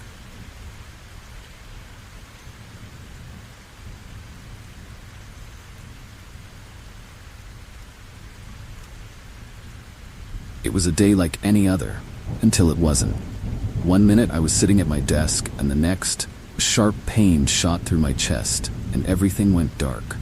When I woke up, I was in a hospital bed, surrounded by the beeping of machines and the worried faces of my family. The doctor told me I had suffered a massive heart attack, a near-death experience that should have claimed my life. Somehow, I had pulled through. In the days that followed, I couldn't shake the feeling that something had changed. My heart, once a steady rhythm of life, now felt foreign, like it didn't belong to me anymore. It wasn't just the physical scars that bothered me. It was the strange, eerie sensation that accompanied every beat. At first, I thought it was just my imagination, a side effect of the trauma I had endured. But then I started hearing it, a second heartbeat, faint and distant, echoing in my chest like a ghostly drum. It was as if my heart wasn't beating alone, as if someone else's life was entwined with mine. I tried to ignore it, to convince myself it was nothing, but the sound grew louder, more insistent, until it was impossible to dismiss. It wasn't just in my head, it was real. I began to investigate, trying to find a logical explanation. I pored over medical journals, talked to doctors, but no one could explain what I was experiencing. The second heartbeat wasn't something they could hear or detect, but I knew it was there. It was chilling, this constant reminder that something was wrong, that my life was no longer entirely my own. One night, as I lay in bed, unable to sleep, I heard it again, louder than ever, pounding in my ears like a relentless drumbeat. It was then that the memories started to surface, flashes of a past life that wasn't mine. I saw a man, a stranger, lying on an operating table, his heart failing, his life slipping away. And then I realized with a horrifying clarity, the heartbeat wasn't mine, it was his. The man had died on the operating table, his heart stopping for good, but somehow his life force had clung to mine, a lingering presence that refused to let go. I could feel his anger, his desperation, his need for justice. He had been murdered, his death covered up as a medical failure, and now he was using me to reveal the truth. The thought was as terrifying as it was absurd, but the heartbeat didn't lie. As the days went on, the visions became more frequent, more vivid. I saw his killer. An old friend who had betrayed him poisoned him to cover up a dark secret. The betrayal was brutal, heart-wrenching, and it fueled the haunting beat in my chest. The man's spirit was relentless, pushing me to confront the killer, to bring him to justice. But how could I? I was just a man who had barely escaped death himself. I couldn't ignore it any longer. I tracked down the friend, now an old man himself, living in a small, secluded town. Confronting him was the hardest thing I had ever done, but the second heartbeat urged me on, giving me the strength I needed. When I finally stood before him, I could see the fear in his eyes. He knew why I was there. The guilt had been eating away at him for years, and now it had come back to haunt him. Confessed everything. The murder, the lies, cover-up. The relief that washed over me was overwhelming, as if a weight had been lifted from my chest. The second heartbeat, once so loud and insistent, began to fade, growing quieter with each passing moment. The man's spirit, finally at peace, was leaving me, moving on to wherever souls go when their work is done. As I left the old man's house, I could feel my heart beating strong and steady, for the first time since the heart attack. The haunting was over, but the experience had left a mark on me that would never fade. I had carried another man's life with me, felt his pain, his anger, his need for justice. And now, though he was gone, his memory would live on in my heart, a silent reminder of the power of life, death, and the ties that bind us.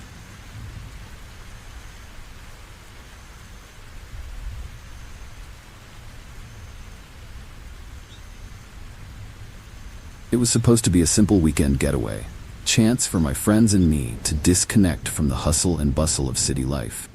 We had chosen a remote trail in the mountains, one that promised breathtaking views and the kind of solitude we all crave.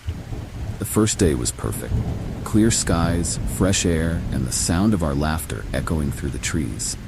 But as night fell, something in the atmosphere changed.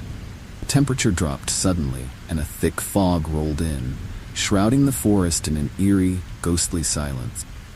We set up camp, trying to brush off the unsettling feeling that had settled over us, but it was hard to ignore. The woods felt alive, as if they were watching us, waiting for something to happen. And then, just as we were about to call it a night, we realized one of us was missing. Jake, the most experienced hiker among us, had wandered off to gather firewood and hadn't returned. At first, we thought he was playing a prank. It was just like him to try and spook us. But as the minutes turned into hours, our worry grew. We called out for him, our voices swallowed by the fog. There was no response. The night stretched on, cold and silent, and fear began to creep in. The next morning, we split up to search for him, our hearts pounding with a mix of dread and determination. The forest was dense, the trees towering above us like silent sentinels, and the fog still clung to the ground, making it difficult to see more than a few feet ahead. We called Jake's name until our throats were raw, but the only answer was the haunting echo of our own voices. As the day wore on, I stumbled upon something chilling. Jake's backpack, abandoned in the middle of the trail. It was torn, as if by some wild animal, but there was no blood, no sign of a struggle. Just the eerie silence of the woods. My mind raced with possibilities, none of them good. Had he been attacked? Was he injured, lost, or worse? The fear that had been gnawing at me since last night now took hold, a cold, unshakable dread. We regrouped, and I showed the others what I had found. The sight of the torn backpack sent a wave of panic through us all. But we couldn't give up, not yet. We continued searching, pushing deeper into the forest, but with every step, it became clear that we were losing hope. The woods seemed to stretch on endlessly, a labyrinth of trees and shadows that swallowed our calls for help. Then, just as the sun began to set, we found him. Or at least, we found what was left of him. Jake was standing at the edge of a clearing, his back to us, staring into the distance. Relief washed over us as we called out to him, but he didn't respond. As we got closer, that relief turned to horror. Jake's face was pale, his eyes vacant, as if he wasn't really there. He looked like a man who had seen something beyond comprehension, something that had stolen his very soul. When we finally reached him, he turned to us slowly, his movements unnaturally stiff. There was something wrong, something eerie and haunting in his expression. He didn't speak, didn't acknowledge us, just kept staring into the distance, his breath shallow and irregular. It was as if he had become part of the forest, a ghost of the man we once knew. We tried to snap him out of it, but he was unresponsive, lost in whatever nightmare had claimed him. We had no choice but to lead him back to camp, where he sat by the fire, staring blankly into the flames. That night, none of us slept. The forest was alive with sounds, branches snapping, whispers in the wind, but it was Jake's silent presence that terrified us the most. The next morning, we decided to leave. Jake wouldn't move. He just sat there, as if rooted to the spot. The look in his eyes was haunting, filled with a fear that seemed to go beyond anything we could understand. We had no choice but to carry him out. But as we reached the trailhead, he suddenly broke free, running back into the woods with a speed and agility that defied his earlier catatonia. We tried to follow, but he disappeared into the fog, swallowed by the forest. We searched for hours, but he was gone, as if he had never been there at all. The authorities combed the area, but they never found a trace of him. It was as if the forest had taken him, claimed him as its own. To this day, I still hear his name in the wind, a chilling reminder of the friend we lost to the wilderness.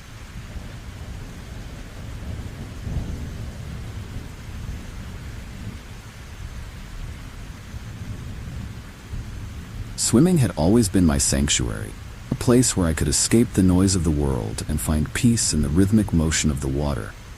That day, the lake looked calm and inviting, its surface smooth as glass under the midday sun.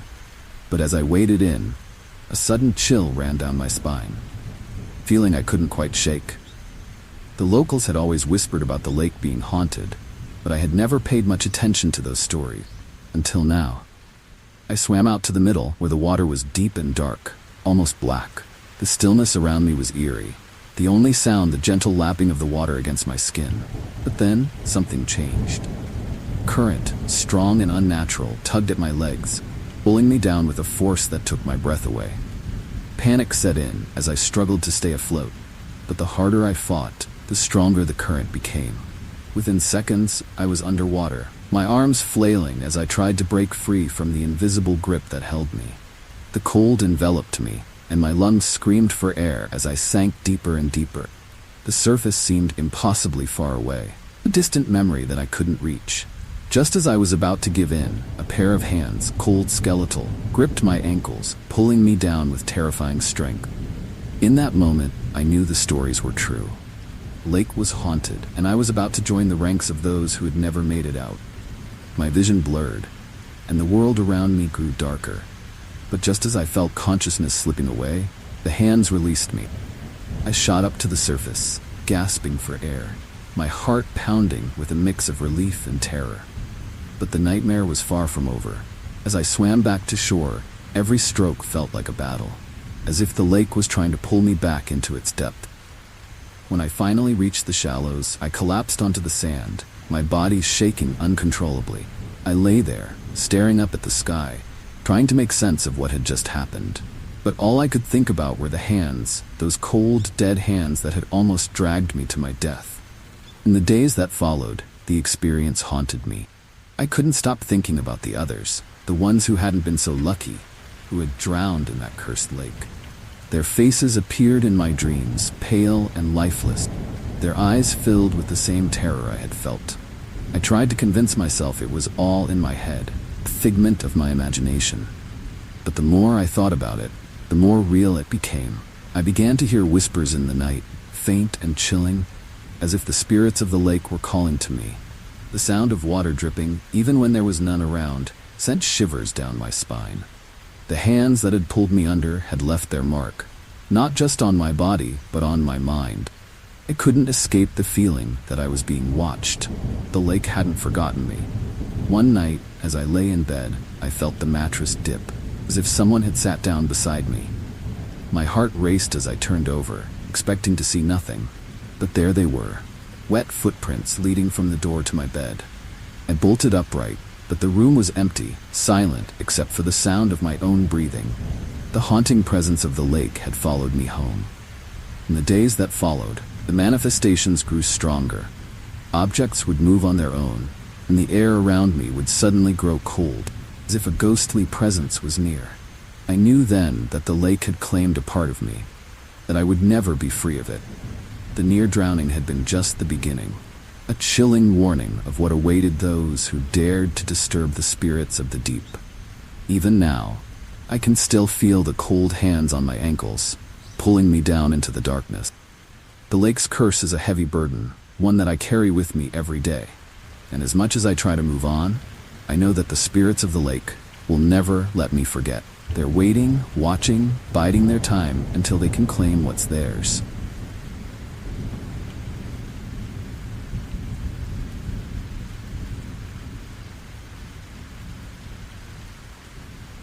It was supposed to be a routine drive home, nothing out of the ordinary. I'd taken that road 1,000 times before. That day, something was different. The sky was overcast, and a sense of unease settled over me as I drove through the winding hills. As I rounded a sharp bend, I saw her, standing on the side of the road, figure barely visible through the mist. She was waving as if she needed help, and without thinking, I pulled over. She was beautiful, in a haunting kind of way. Long, dark hair, pale skin, and eyes that seemed to look right through me. There was something about her that I couldn't quite put my finger on, something that drew me in. She told me her car had broken down and asked if I could give her a ride into town. Of course, I agreed. Who wouldn't? But from the moment she got into my car, I felt a chill in the air, a sense of dread that I couldn't shake. As we drove, she didn't say much, just sat there quietly, staring out the window. I tried to make small talk, but her answers were brief, almost mechanical. There was an eerie stillness about her, as if she didn't quite belong in this world.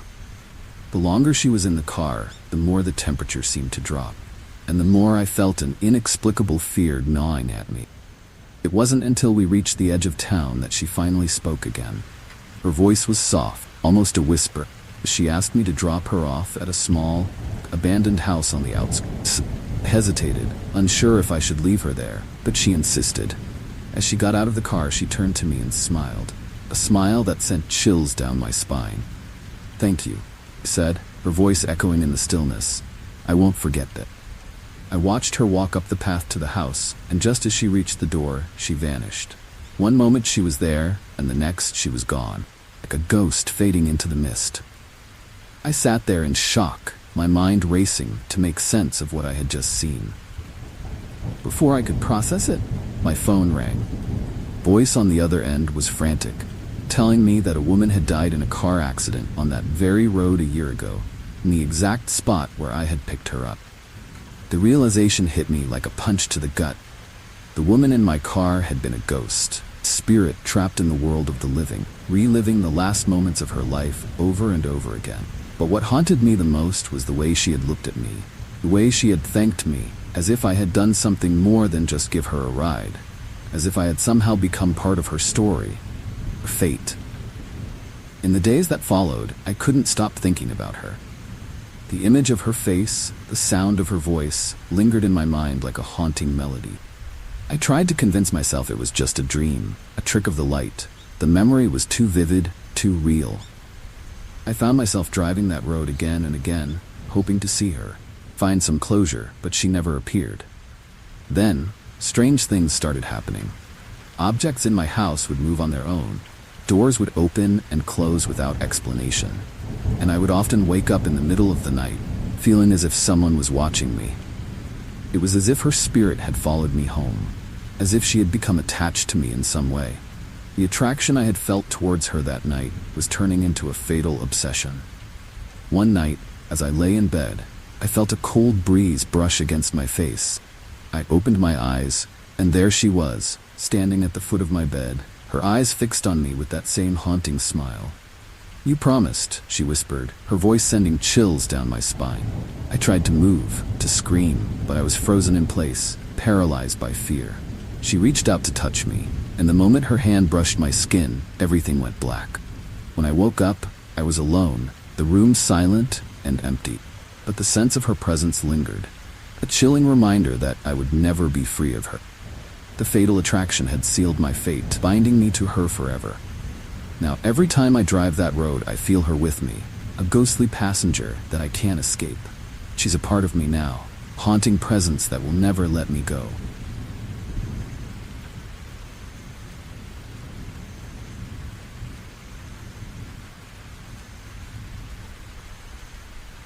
The climb had been treacherous from the start, the kind of hike that tests your limits and pushes you to the edge. But I loved the challenge, the thrill of reaching heights that few dared to conquer. That day, the weather was perfect. Clear skies, a cool breeze. But as I neared the summit, something went terribly wrong. One misstep, a loose rock, and suddenly I was tumbling down the steep cliffside, the ground rushing up to meet me. I barely had time to register what was happening before I felt a sharp pain in my leg, followed by the sickening sensation of weightlessness as I plummeted towards certain death. But then, out of nowhere, a hand grabbed me, strong, firm, pulling me back from the brink. I looked up, expecting to see my climbing partner, but instead I found myself staring into the eyes of a stranger. He was dressed in old-fashioned climbing gear, kind you'd see in black and white photos, and his face was a mask of calm determination. Without a word, he hauled me back onto solid ground, his grip never faltering. I tried to thank him, but the words caught in my throat. There was something eerie about him, something that quite makes sense. He gave me a reassuring nod before disappearing over the ridge, moving with an agility that belied his age. I called out to him, but he was gone, as if he had never been there at all. Shaken, I made my way back to the trail, my leg throbbing with pain. My partner found me a short while later, panic written all over his face. He had seen me fall, heard my screams, but when he reached the edge, I was already safe, lying on the ground with no sign of the stranger.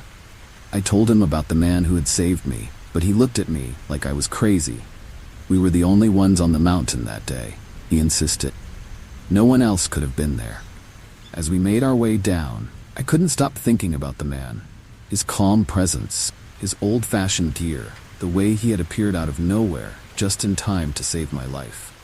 There was something haunting about it, something that didn't add up. When we reached the bottom, I asked around, trying to find out if anyone had seen him, but no one had. It was as if he had vanished into thin air. Curiosity got the better of me, and I began researching the mountain's history, hoping to find some explanation. What I discovered sent chills down my spine.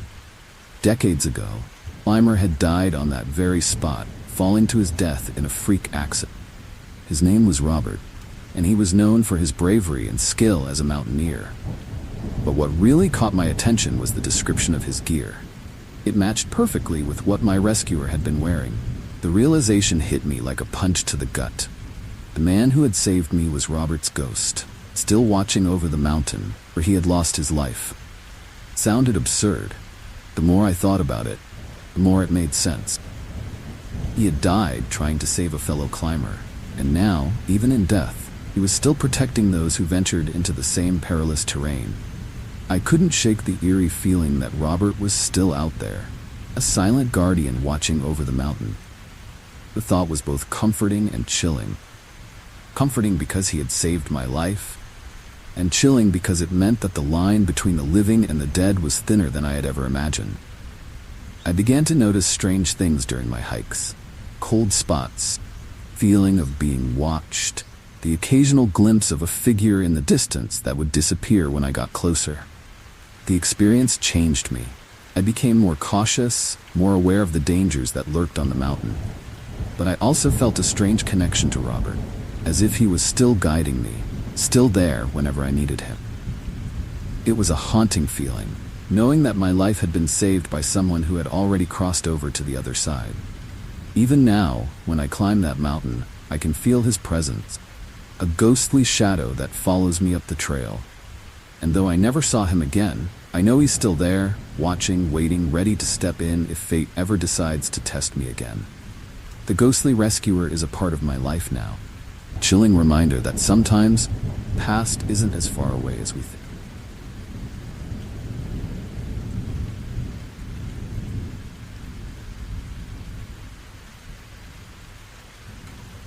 The plane crash was one of those tragedies that makes headlines for days. No survivors, debris scattered across a remote mountain range, a mystery that captivated the world. But for me, it was more than just a news story. I was supposed to be on that flight.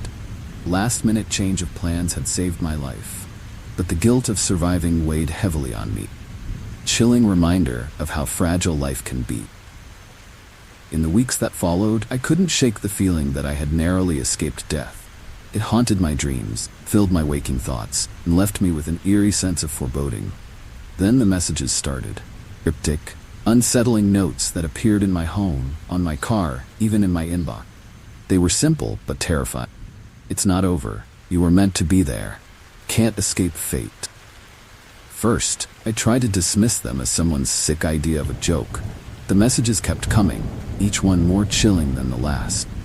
They were always signed the same way, with the initials of one of the passengers who had died in the crash. It was as if they were trying to communicate with me from beyond the grave, warning me that my time was running out. I became obsessed with finding out who was behind the messages. I traced the origin of the emails, checked the handwriting on the notes. But every lead ended in a dead end. The fear that had been gnawing at me since the crash began to consume my life. Couldn't sleep, couldn't eat, couldn't focus on anything except the haunting question. Why me? Why had I been spared? One night as I sat in my living room, the lights flickered and a cold breeze swept through the room. The air grew thick, heavy with a sense of impending doom. Then I heard it, faint, ghostly whisper that sent chills down my spine. You were supposed to die. The voice was barely audible, but it was there, clear as day, echoing through the silence. My heart raced as I looked around, but the room was empty. Only sound the pounding of my own pulse. I tried to convince myself it was just my imagination, a side effect of the stress I had been under. But deep down, I knew it was real. The dead were trying to reach me, to warn me that my time was running out. And then I received the final message, the one that changed everything. It was a simple piece of paper, slipped under my door in the dead of night. Your fate is sealed, read, but you can still save others. It was accompanied by a date and a flight number. Flight that was scheduled to depart the next day, the same airline, the same route as the one that had crashed. My blood ran cold as I realized what it meant. Another crash was going to happen, and this time I had the chance to stop it. I knew I couldn't ignore the warning, no matter how insane it sounded. I contacted the airline, the authorities, anyone who would listen. But they all dismissed me as a paranoid conspiracy theorist. Time was running out, and I was the only one who could do something about it. Desperation fueled my actions as I made my way to the airport, determined to stop the flight from taking off. When I arrived, the scene was chaotic. Passengers boarding, airport staff rushing around, oblivious to the danger. I tried to warn them to stop the boarding process, but no one would listen. It wasn't until I shouted about a bomb on the plane that they finally took me seriously. The terminal was evacuated, and the flight was delayed. The passengers forced to disembark as security swept the plane. Hours later, after a thorough search, they found it.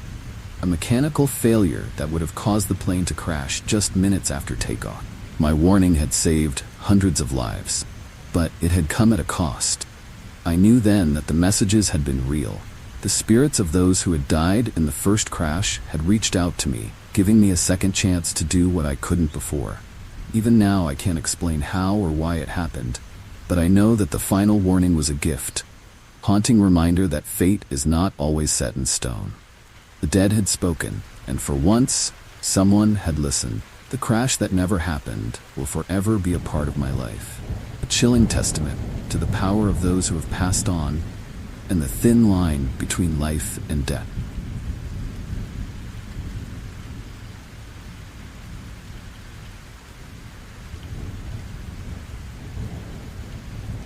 It started as a normal camping trip, a chance to escape the city and reconnect with nature. My friends and I had chosen a remote spot deep in the woods, far from any other camper. The first night was perfect. Clear skies, a warm fire, and the sound of laughter echoing through the trees.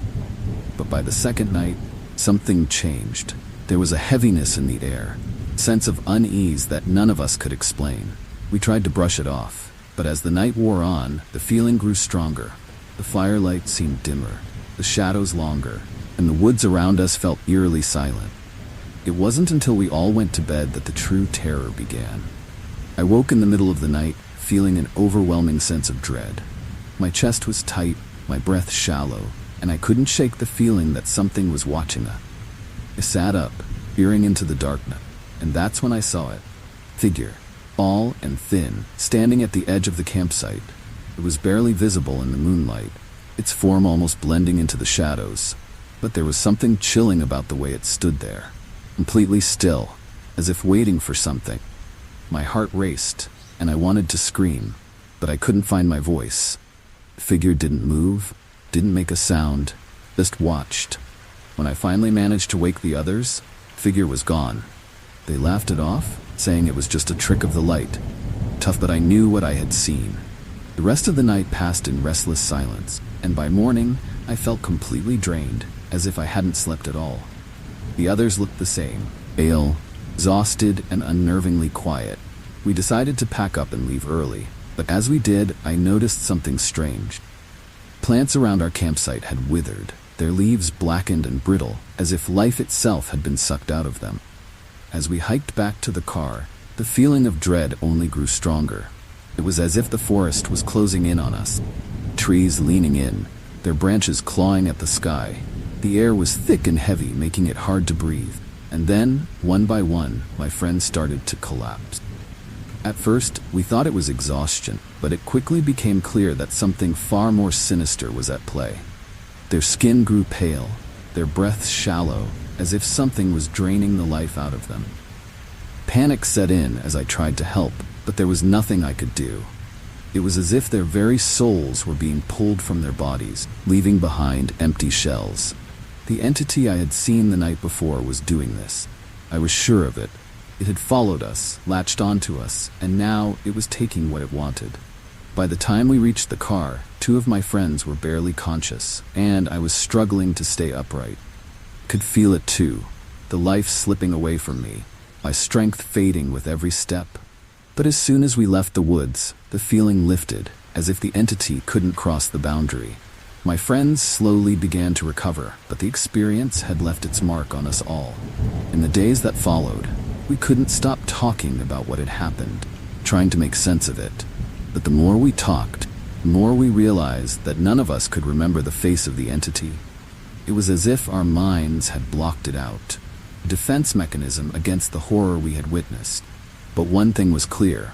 Whatever it was, it had taken something from us that we could never get back. The life-draining entity had left us forever changed, its presence haunting us long after we left the woods. I could still feel its cold touch, the way it had sucked the energy out of me, leaving me weak and vulnerable. And I knew that if I ever returned to those woods, it would be waiting, ready to finish what it had started. The thought was as chilling as it was terrifying, a reminder that some places are best left undisturbed.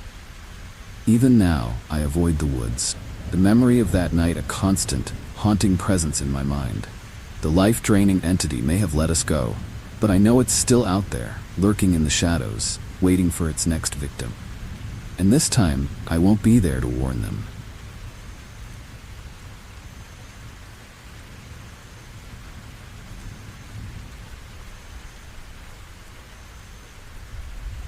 The day started off just like any other ice fishing trip. The sun was shining, the air was crisp, and the frozen lake stretched out like a vast white canvas beneath our feet. My buddy and I had been coming to this spot for years, always chasing that elusive big catch. We drilled our holes in the ice, set up our gear, and settled in for what we thought would be a peaceful day. But the silence that surrounded us wasn't the comforting kind. It was the eerie, almost haunting kind that makes your skin crawl for no reason at all. As the hours passed, a strange feeling started to creep over me. The ice beneath us seemed to groan and creak more than usual, as if it was straining under some unseen weight. I brushed it off, blaming my unease on the cold and the isolation. That didn't stop me from glancing nervously at the dark water peeking through the holes we'd drilled. It was then that I noticed something odd, a slight movement in the water, like something was stirring just beneath the surface. Before I could say anything, ice cracked. Sharp, chilling sound that echoed across the lake. My heart skipped a beat as I looked down to see a spiderweb of fractures spreading out from where we were sitting. We both jumped to our feet, panic setting in as the ice began to give way beneath us. The water was freezing, and as soon as I hit it, the cold shocked my system, stealing the breath from my lungs. I tried to grab onto the edge of the ice, but it kept breaking off in chunks, sending me deeper into the freezing water. My buddy was yelling, trying to reach me. The current was pulling me away, dragging me under. My limbs felt like lead. The more I struggled, the more the cold seeped into my bones, sapping my strength. The world around me blurred. Eerie silence of the water drowning out my screams. Just when I thought I couldn't hold on any longer, I felt something grab me, strong, firm hands pulling me up from the icy depth. I gasped for air as I broke the surface, coughing and sputtering as I was dragged onto solid ice. My buddy was there, his face pale with fear, but as I looked around, I realized there was no one else. The hands that had saved me had vanished as quickly as they'd appeared. We stumbled back to shore, shivering and in shock, but I couldn't shake the feeling that something had pulled me out of the water, something that wasn't quite human. As we sat in the truck, trying to warm up, I kept replaying the moment in my head. Image of those hands seared into my memory. They hadn't felt like normal hands. They were cold, almost lifeless. They'd saved me nonetheless. In the days that followed, I tried to convince myself it was just my buddy who had saved me, that my mind had been playing tricks on me in the freezing water. But every time I closed my eyes, I could still feel those hands, could still see the dark shape beneath the ice that had been moving towards me. It was as if someone had been waiting under the ice, ready to claim another victim. I haven't been back to that lake since. The thought of what might be lurking beneath the surface, waiting for the ice to crack again, is enough to keep me away. The memory of that day is a chilling reminder that some places are best left undisturbed, and that sometimes, when the ice breaks, it's not just the cold that can claim you.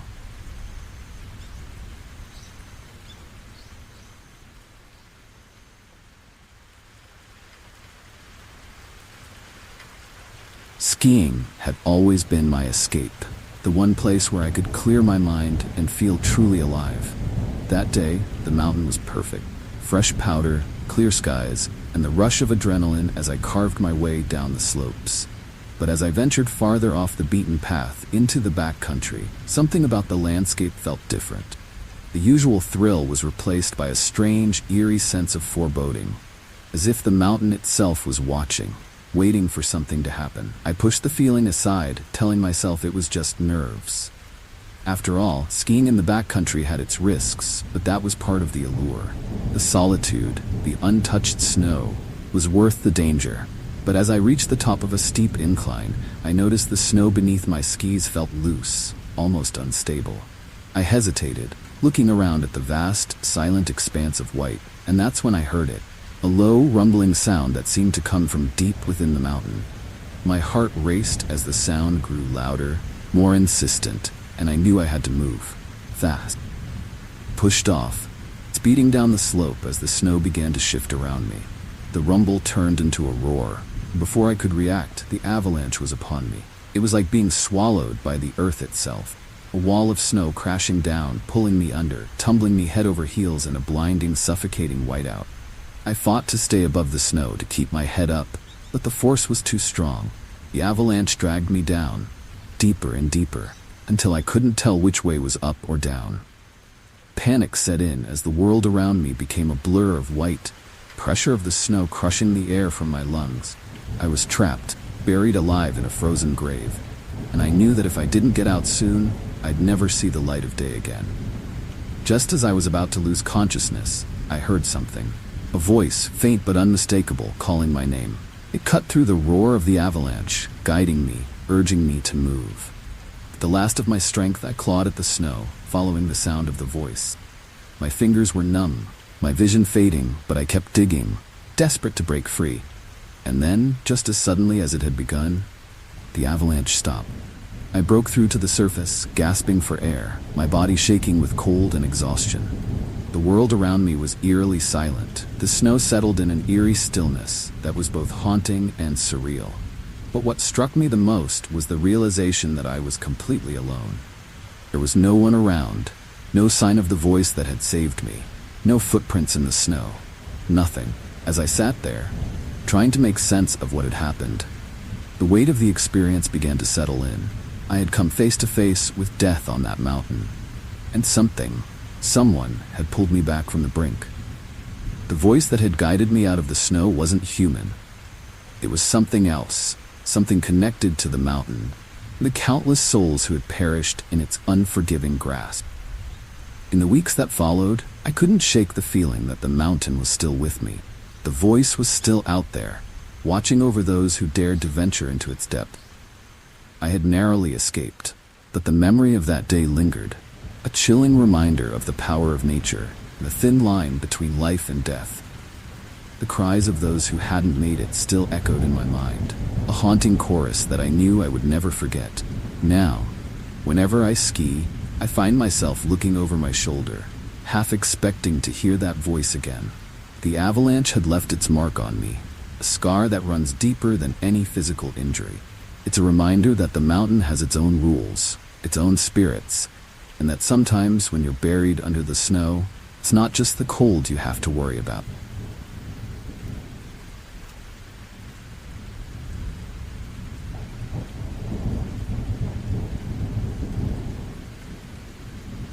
The ocean had always been my refuge, a place where I could lose myself in the rhythm of the waves and forget about everything else. That day, the beach was quiet, the sky overcast, and the water unusually calm. It was the perfect setting for a long swim, just me and the sea. I waded in, feeling the cool water rise around me, and started swimming parallel to the shore, letting the gentle current carry me along. But as I ventured farther out, the calmness became unsettling. The water was darker here, colder, and there was an eerie silence, as if the ocean itself was holding its breath. I should have turned back, but something urged me on, deeper into the vast, open water. I swam for what felt like hours, the shore growing distant until a sudden, powerful current caught me off guard. It was like an invisible hand pulling me under, dragging me farther from the safety of the beach. Panic set in as I struggled against the current, but the more I fought, the stronger it became. My arms and legs felt heavy, my breath coming in ragged gasps as I tried to stay afloat. The shore was now a distant memory, a faint line on the horizon that seemed impossibly far away. My strength was fading, and with it, the terrifying realization that I might not make it back. Just as I was about to go under, I felt a hand grab my arm, a strong, firm grip that pulled me up, holding me above the water. I gasped for air, my vision blurred by salt water and fear. I looked around, expecting to see another swimmer, a lifeguard maybe, but there was no one there. The hand that had saved me was gone, replaced by a strange cold current that seemed to guide me back towards the shore. I was too exhausted to question it, too desperate to survive. I let the current carry me, feeling the water push me along with an eerie, almost supernatural force. It was as if something, or someone, was pulling me to safety, determined to keep me alive. When I finally reached the shallows, I collapsed onto the sand, my body trembling with exhaustion and shock. The beach was as empty as I had left it, overcast sky casting a dull light over the deserted shoreline. As I lay there, catching my breath, the reality of what had just happened began to sink in. I had been saved by a force I couldn't explain. Phantom presence that had pulled me from the brink of drowning. It was impossible, yet it had happened. And the more I thought about it, The more the memory took on a chilling, haunting quality. I couldn't shake the feeling that I had been watched. Someone, something, had been there with me in the water. In the days that followed, I scoured the news, asked around, trying to find any explanation, any report of a lifeguard or a nearby swimmer who might have seen me. But there was nothing. No one had been on the beach that day, and no one had seen what I had experienced. The hand that had pulled me from the water had vanished as mysteriously as it had appeared. The ocean no longer felt like a refuge. It felt like a place where the boundaries between life and death were thinner than I had ever realized. The memory of that day stayed with me, constant, chilling reminder of how close I had come to drowning, how something beyond my understanding had intervened. I still swim, but I never venture as far out as I used to. I never swim alone. The phantom lifeguard is always in the back of my mind, a haunting presence that reminds me of the thin line between survival and the depths below.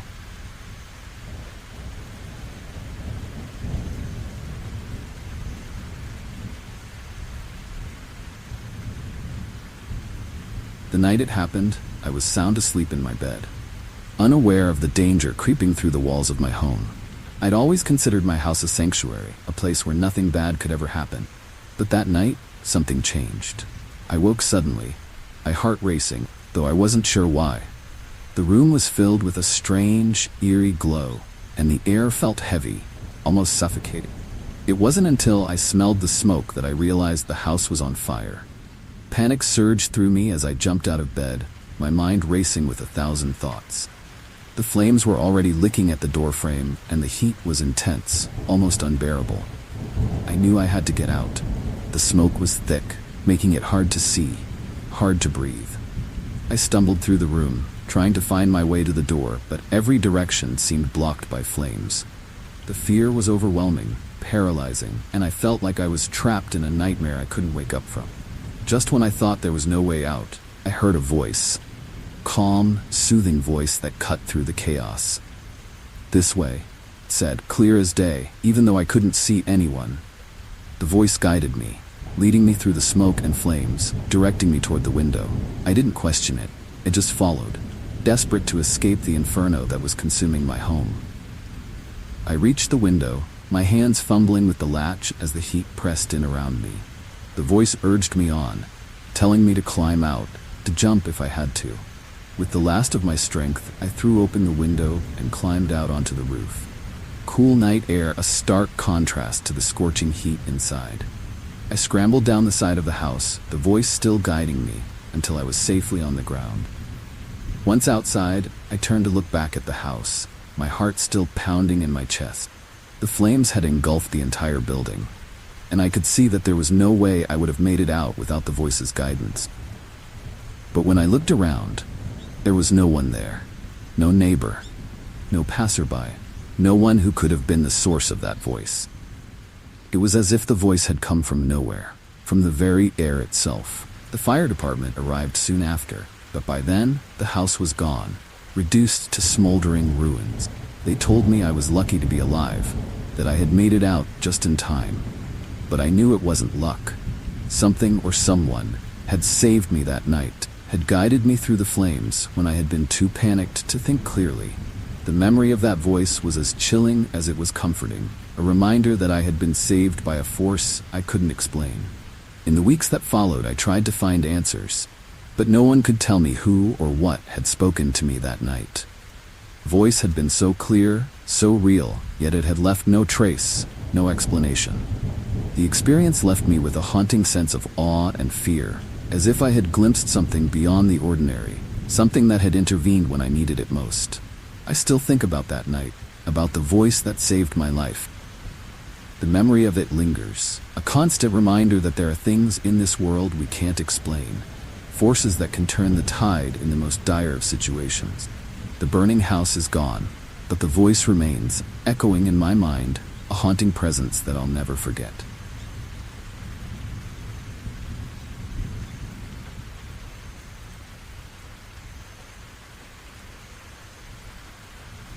Hiking had always been my way of clearing my head, of finding peace in the chaos of life. That day, the sky was a perfect blue, not a cloud in sight, and I felt the tension in my body ease as I made my way up the mountain trail. But as I reached the summit, something changed. The air grew thick, heavy with an unsettling stillness, and before I knew it, dark clouds began to roll in, fast and furious. Within minutes, the sky turned a deep, ominous gray, and I realized I was in the middle of a storm. The first bolt of lightning struck with a deafening crack, so close I could feel the electricity in the air. My heart raced as I looked around for shelter, but there was nothing, just the open mountainside, exposed and vulnerable. Panic set in as the wind picked up, whipping through the trees, and the rain started to pour in torrents. I knew I had to get down. The trail was slick, treacherous, and every step felt like it could be my last. As I stumbled down the trail, the storm grew more intense. The lightning was relentless, striking all around me, each bolt sending a chilling shockwave through my body. The thunder roared like an angry beast, drowning out all other sounds, and I felt completely alone, as if the world had been reduced to just me and the storm. That's when I saw it.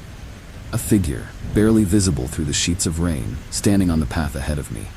At first, I thought it was another hiker, caught in the same terrifying situation.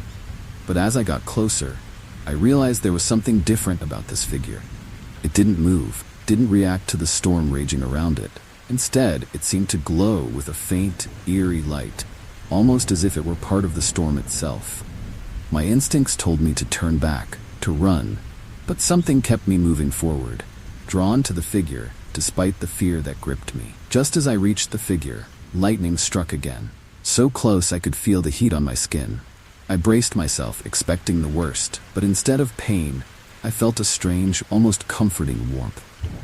The figure raised its hand, pointing to a small outcrop of rocks nearby, and in that moment, I knew what I had to do. I scrambled towards the rocks, sheltering under them, just as another bolt of lightning struck the spot where I had been standing seconds before. The storm raged on, but I felt a strange sense of calm, as if I was being protected by some unseen force. The figure was gone, vanished as suddenly as it had appeared, but the memory of it stayed with me, a haunting presence in the midst of the chaos. I waited out the storm, huddled under the rocks, my mind racing with what I had just experienced. When the storm finally passed, I emerged from my shelter, shaken but alive. The trail was littered with debris, the trees scarred from the lightning strikes, but I had made it through unscathed. As I made my way down the mountain, I couldn't stop thinking about the figure, the way it had appeared, just in time to save me, guiding me to safety. It was as if the storm itself had sent a protector, a guardian to ensure I made it out alive. In the days that followed, I tried to rationalize what had happened, to convince myself it was just a trick of the light, a figment of my imagination brought on by the stress of the storm. But deep down, I knew the truth. I had been saved by something beyond this world, something that had appeared in the midst of the electrical storm to guide me to safety. The memory of that day is as chilling as it is comforting, a reminder that there are forces out there we can't explain, but that sometimes those forces are on our side.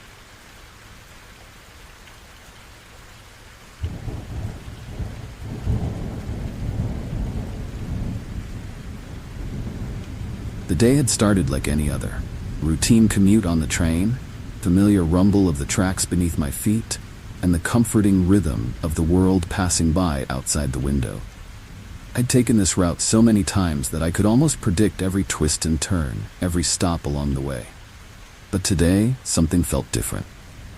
There was an uneasy tension in the air, a strange, chilling sense that something wasn't right. As the train sped along, I noticed the pace was faster than usual. The scenery outside blurred, and the usual stops came and went without the train slowing down. My fellow passengers began to exchange nervous glances, whispers, concern rippling through the carriage. I tried to stay calm, telling myself it was just a temporary glitch, that the conductor would get things under control. But deep down, I knew this was more than just a minor malfunction. The train rocketed through another station without stopping, platform a flash of color as we hurtled past.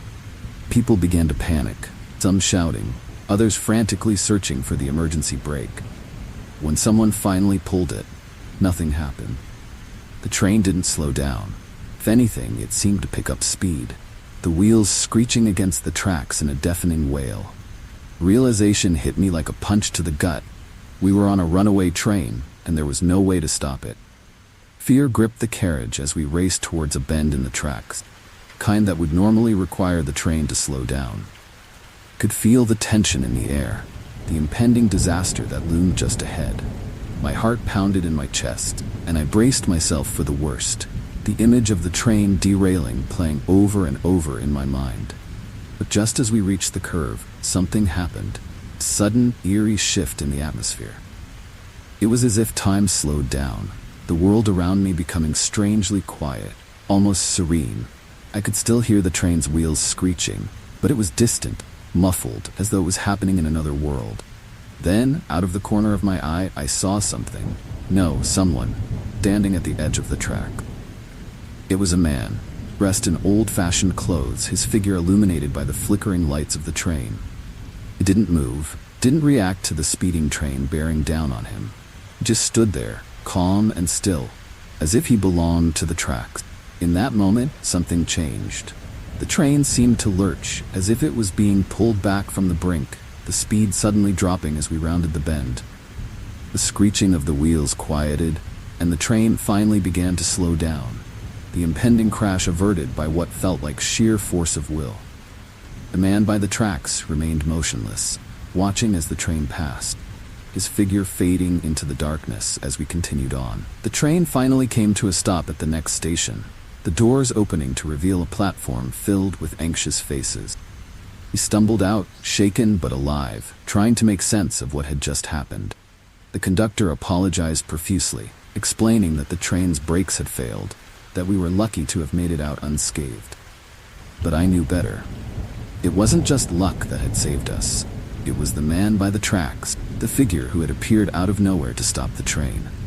In the days that followed, I couldn't stop thinking about him, about the way he had stood there, calm and composed, as if he had known exactly what was going to happen. I asked around, trying to find out if anyone else had seen him, but no one had. It was as if he had been a ghost, a guardian of the tracks, sent to protect us in our hour of need. The memory of that day is as haunting as it is surreal, a reminder that sometimes in the face of disaster, there are forces at work that we can't begin to understand.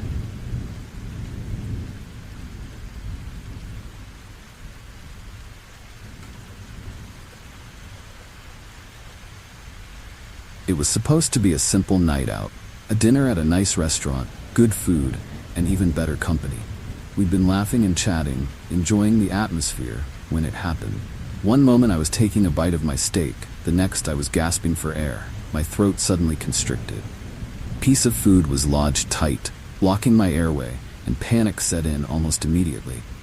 Couldn't breathe, couldn't speak, just the rising terror of suffocation taking over.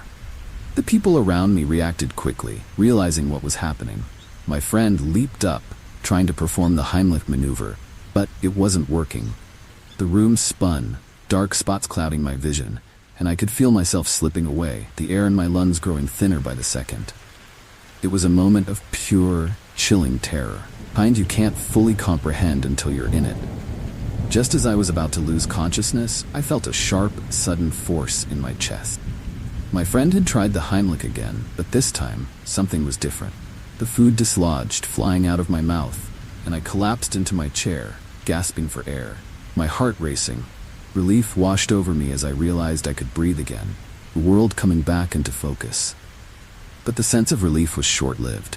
Something about the experience left a strange, unsettling feeling in the pit of my stomach. I looked around, dazed, trying to piece together what had just happened. My friend was as shaken as I was, insisting they had felt something push against my back, something that wasn't just the force of their hands. It was as if an invisible presence had intervened, delivering the final blow, saved my life. The thought sent a chill down my spine, a haunting realization that I couldn't quite shake.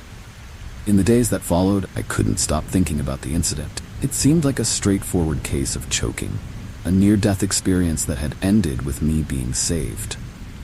But there was something about the way the food had dislodged, force that had expelled it, didn't add up.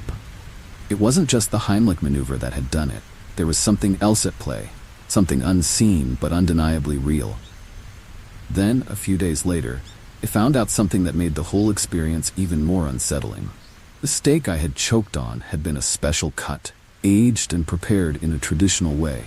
But what I hadn't known was that it had come from a restaurant that had a dark history. A place where, years ago, a man had died, choking on a similar piece of meat. The story was well known among the locals, a tale of bad luck and a cursed dish that had claimed a life.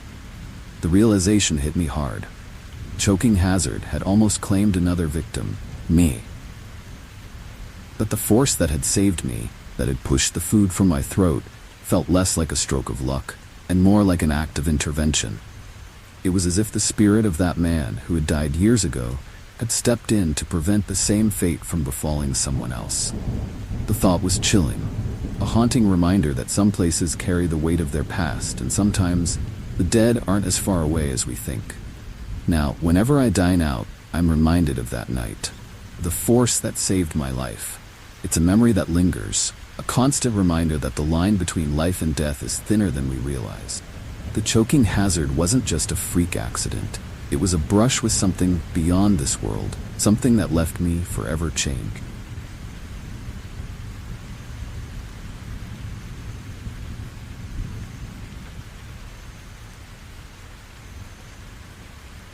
Rock climbing had always been my passion, a way to challenge myself and push my limits. The thrill of reaching new heights, of conquering the sheer face of a cliff, was unmatched. That day, the weather was perfect, and I felt confident as I began my ascent. The rock beneath my hands was solid, the sky clear, and everything seemed to be in my favor. But as I climbed higher, an unsettling feeling started to creep over me, a chilling sense that something wasn't right.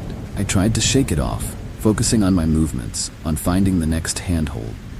The feeling persisted, gnawing at the edges of my mind.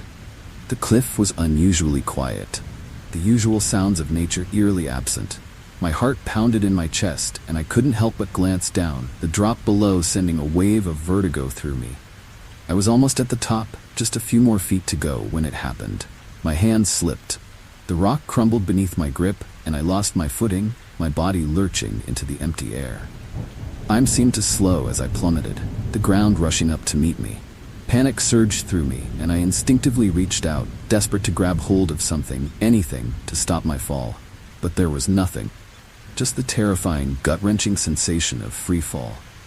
And then, just as suddenly as I had started to fall, I stopped. My descent was halted by something, or someone, grabbing my wrist with an iron grip. My body jerked to a stop, and I looked up in disbelief. There was no one there, just my hand suspended in midair, held by an unseen force.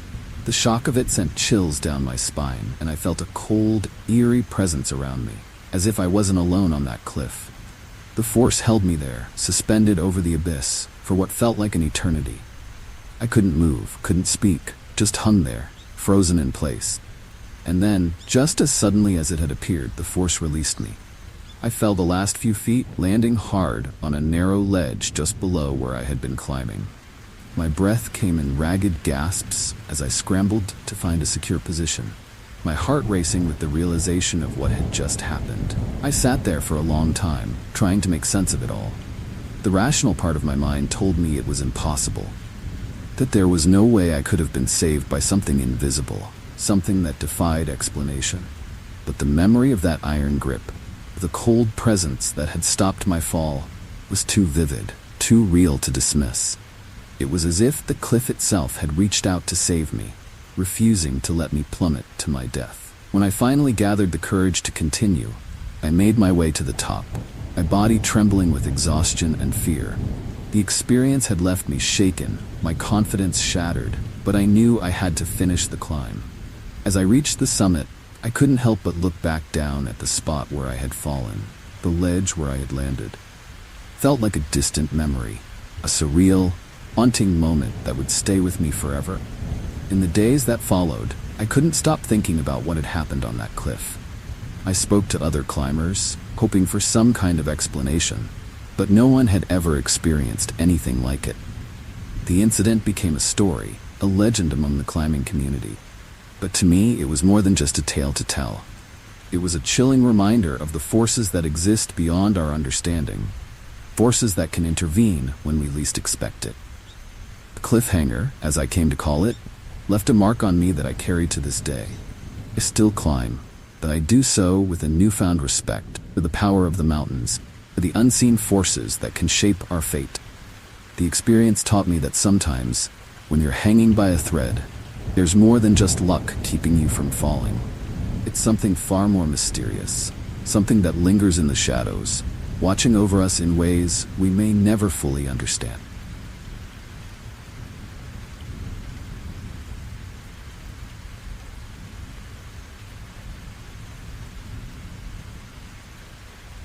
The sea had always called to me, its vast, untamed waters a place where I felt truly free.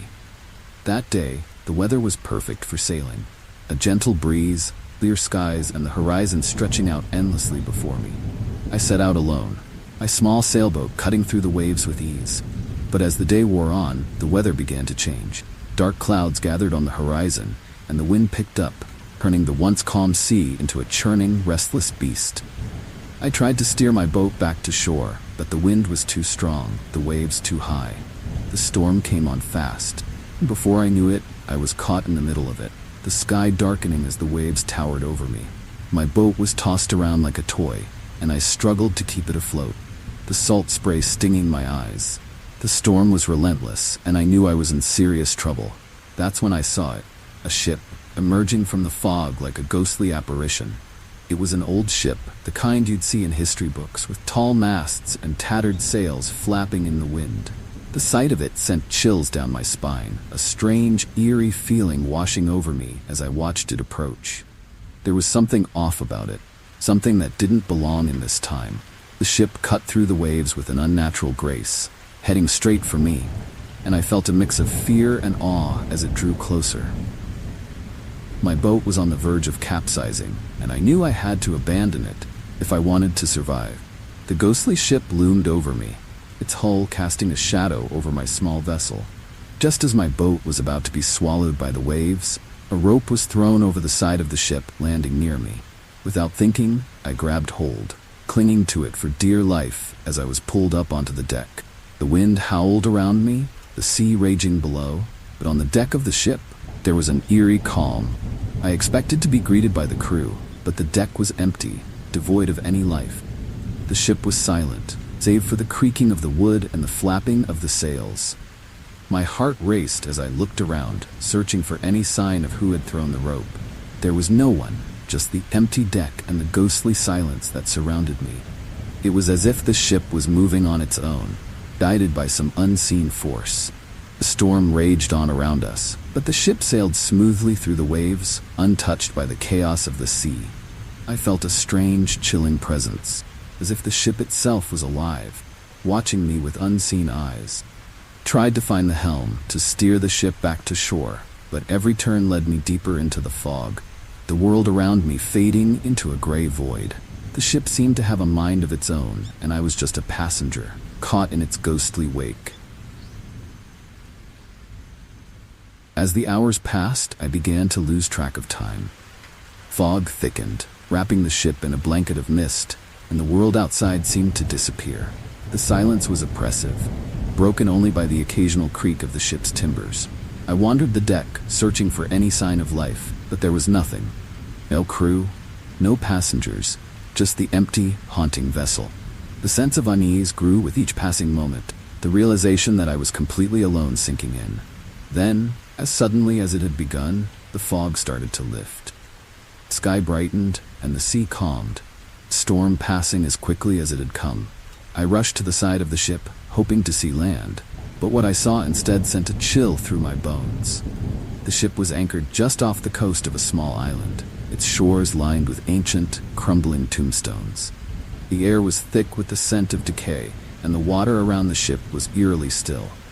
My heart pounded as I realized where I was, the infamous graveyard of the Atlantic, a place where countless ships had met their end, their wrecks littering the seabed. The stories of ghost ships, of vessels lost to time, came flooding back to me, and I knew then that I was standing on one of them. The ship that had saved me was one of the lost, a relic of the past, its crew long gone, but its spirit still roaming the seas. Before I could fully process what was happening, the ship began to move again, turning away from the island and heading back out to sea. I felt a strange pull, as if the ship was urging me to stay, to join it on its eternal voyage. But something inside me fought back, a desperate need to escape the ghostly vessel before it was too late. I ran to the side, diving into the water just as the ship sailed away, disappearing into the fog once more. I swam to shore, gasping for air as I pulled myself onto the beach. The island was deserted, the tombstones standing silent and cold in the early morning light. I looked out to sea, but the ship was gone, leaving no trace of its passage. I was alone, stranded on the ghostly island, but I was alive. The ghost ship had saved me, but at what cost? The memory of that eerie, haunted vessel will stay with me forever. Chilling reminder of the thin veil between the living and the dead.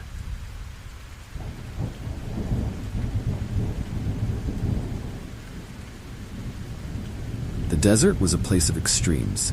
Blistering heat by day, bone-chilling cold by night, and an endless expanse of sand that could swallow you whole if you weren't careful. I had always been drawn to its harsh beauty, the challenge of surviving in a landscape that seemed intent on pushing you to your limits. That day, I was alone, trekking across the dunes with nothing but my compass and my wits to guide me.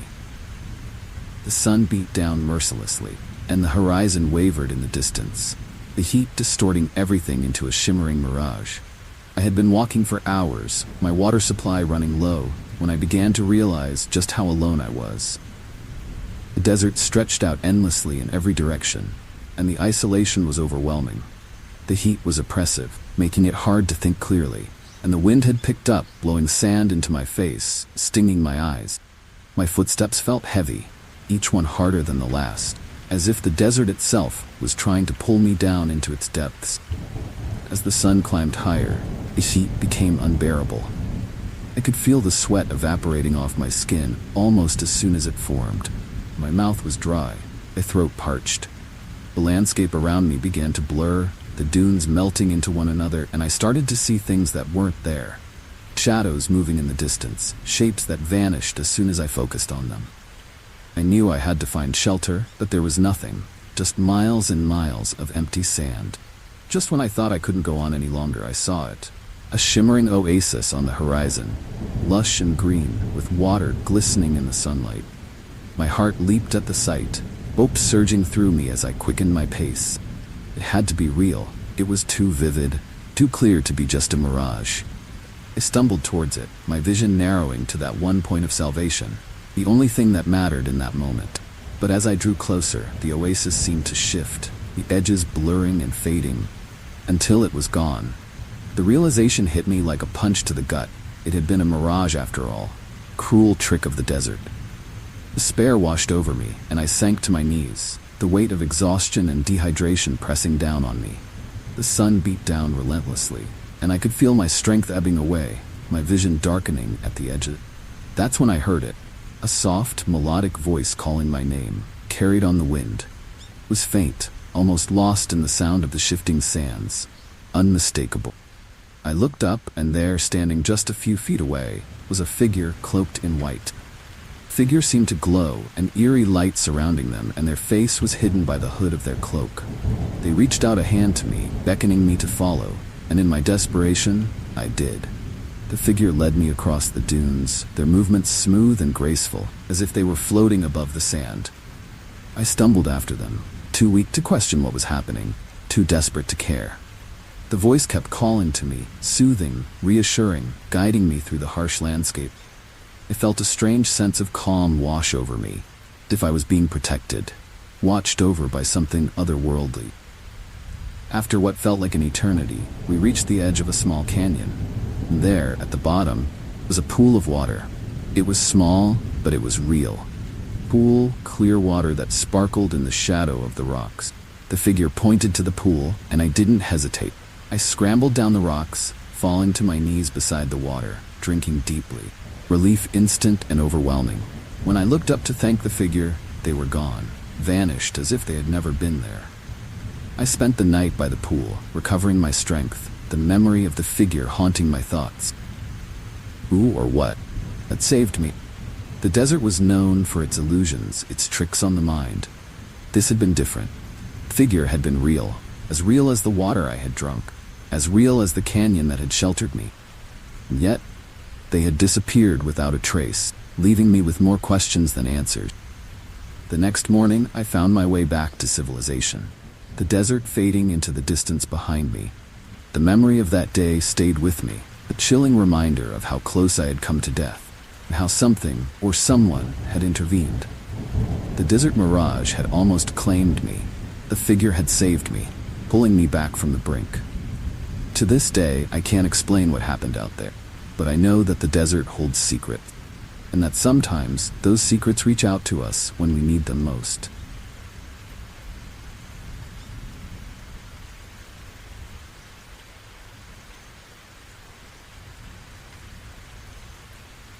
The car accident was the kind of thing that happens in a blink of an eye. Patch of ice, skid, and then the world turning upside down. I remember the sound of metal crunching. Impact knocked the wind out of me, and then nothing. When I woke up, I was in a hospital bed. The room dimly lit, the sterile smell of antiseptic filling my nostrils. My body ached all over, and my head throbbed with pain. But what struck me most was the eerie silence that seemed to hang in the air. The hospital was old, the walls yellowed with age, the kind of place that felt more like a relic than a functioning facility. There were no doctors or nurses in sight, just the quiet hum of machinery and the occasional distant sound of footsteps echoing down the hall. As I lay there, trying to piece together what had happened, a strange, chilling feeling began to creep over me, a sense that I wasn't alone in the room. I tried to sit up, but a sharp pain shot through my side, forcing me back down. That's when I noticed the shadows in the corners of the room, darker than they should have been, almost as if they were moving. My heart began to race, and I strained to see if someone was there, but the shadows just flickered and shifted, refusing to take shape. The fear that gripped me was unlike anything I'd ever felt before, cold, paralyzing, and all-consuming. Suddenly, the door to my room creaked open, and I froze, expecting to see a doctor or nurse. But the figure that entered wasn't dressed in hospital scrubs. It was a man, his clothes old-fashioned, his face pale and gaunt, with dark circles under his eyes. He didn't look at me, didn't acknowledge my presence at all. Instead, he walked slowly to the end of my bed, staring out the window as if lost in thought. I tried to speak, to ask who he was, but my voice caught in my throat. The man turned to look at me then, his eyes hollow and empty, and a wave of cold swept over the room. He didn't say a word, just stared at me with an intensity that sent chills down my spine. Then, as quickly as he had appeared, he turned and walked out of the room, leaving the door ajar behind him. My mind raced with questions, but before I could make sense of what had just happened, the door creaked open again, and this time, a nurse entered. She was young, her expression kind but tired, and she seemed oblivious to what I had just witnessed. I asked her about the man, described him as best as I could, but she just looked at me with a puzzled expression. "There's no one like that working here," she said, her voice tinged with concern. The days that followed were a blur of painkillers and confusion. Every time I closed my eyes, I saw the man's face, its hollow eyes staring into mine. The shadows in the room seemed to grow darker, more oppressive, and I began to hear whispers in the night, faint, indistinct voices that made my skin crawl. The nurses assured me it was just the medication, that my mind was playing tricks on me. But I knew better. There was something wrong with this place, something deeply unsettling. One night, as I lay in bed, unable to sleep, the whispers grew louder, more insistent. I could hear voices, multiple voices, speaking in hushed tones, but I couldn't make out the words. I sat up, the room cold and dark, and saw them. Figures standing in the corners of the room, their faces pale and lifeless, their eyes fixed on me. They were patients, or at least they had been. I could tell by the hospital gowns they wore, the bandages that covered their wounds. Fear gripped me as I realized what they were, spirits, trapped in this place, unable to move on. They were the souls of those who had died here, lingering in the shadows, waiting for someone to acknowledge their existence. I wanted to scream, to run, but I was frozen in place, paralyzed by the cold dread that filled the room. The figures didn't move, didn't speak, just stood there, watching me with those empty eyes. And then, as suddenly as they had appeared, they were gone, leaving me alone in the dark, my heart pounding in my chest. I knew then that I had to leave, that this hospital was not a place for the living. The next morning, I demanded to be discharged, ignoring the protests of the doctors and nurses. I didn't care about the pain or the injuries. I just needed to get out. As I left the hospital, I glanced back at the building, its windows dark and foreboding. The man I had seen on that first night stood in one of them, watching me with those hollow eyes. I turned away, my skin crawling with the knowledge that I had been in the presence of something beyond this world. The haunted hospital is a memory I'll never forget. A chilling reminder that some places are marked by the past, and that the spirits of the dead don't always rest in peace.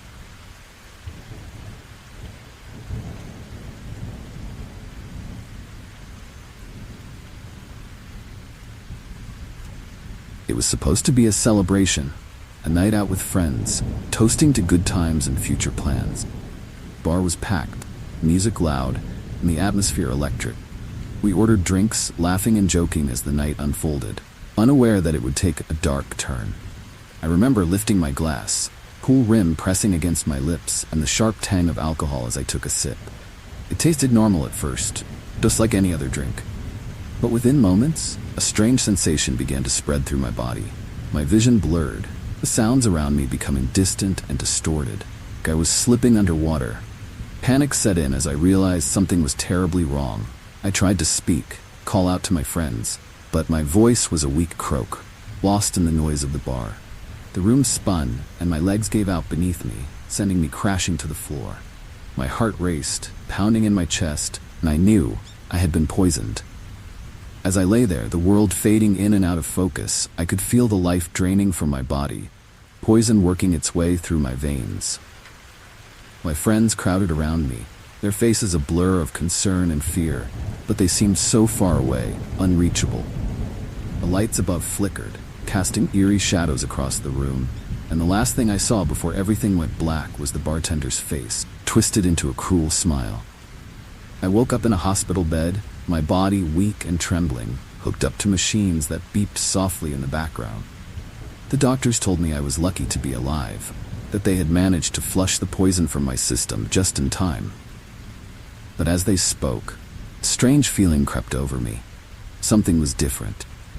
The world around me seemed sharper, more vivid, and there was an odd sensation in the back of my mind, like a presence I couldn't quite place.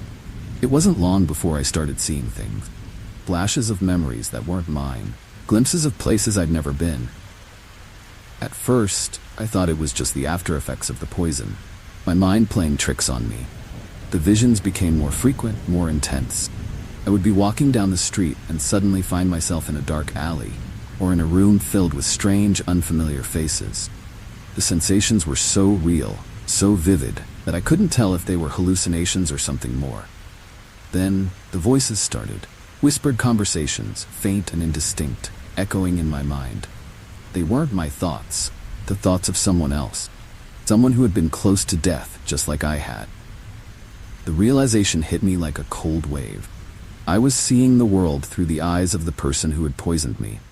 Somehow, their life, their memories, had merged with mine in that moment when I had been on the brink of death. The more I tried to push the visions away, the stronger they became. I could feel their emotions, their fears, their desires, all swirling inside my mind.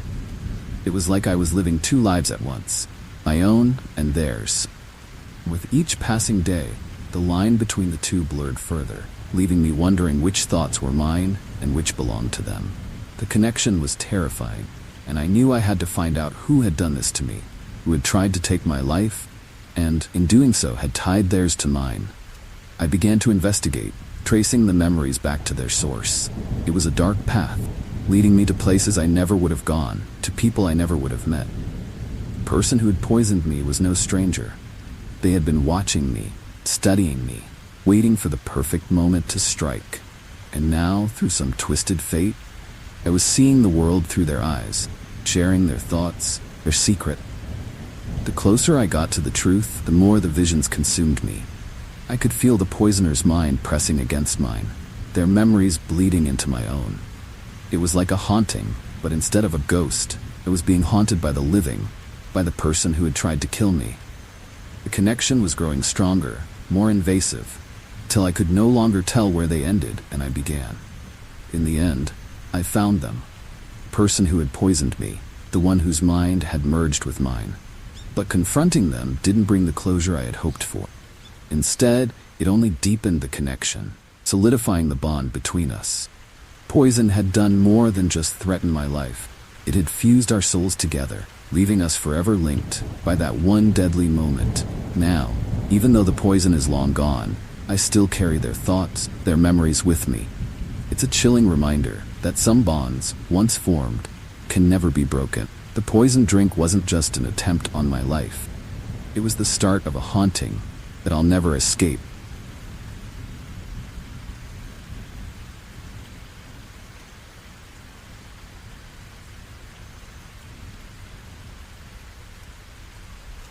I've always been a collector, drawn to the strange and unusual. So when I stumbled upon the old, dusty shop tucked away in a forgotten corner of the city, I couldn't resist exploring. The place was filled with curiosities from every corner of the world. Ancient relics, odd trinkets, and mysterious objects that seemed to hum with untold stories. But there was one item that caught my eye more than any other. A small, ornate box, intricately carved with symbols I didn't recognize. It sat alone on a shelf, almost as if it had been waiting for me. The shopkeeper seemed hesitant when I asked about it, his expression darkening as he warned me that the box was no ordinary artifact. He claimed it was cursed. Every owner had met with an untimely death. Of course, I didn't believe him. Who would? Curses were just superstitions, stories made to scare the gullible. I brushed off his warnings and bought the box, eager to add it to my collection. But from the moment I took it home, strange things began to happen. At first, it was small, almost insignificant. Cold draft in a room with no windows, flicker of movement in the corner of my eye, feeling of being watched. I tried to ignore it, telling myself it was just my imagination. But the eerie sensations grew stronger, more insistent, and the atmosphere in my house became thick with unease.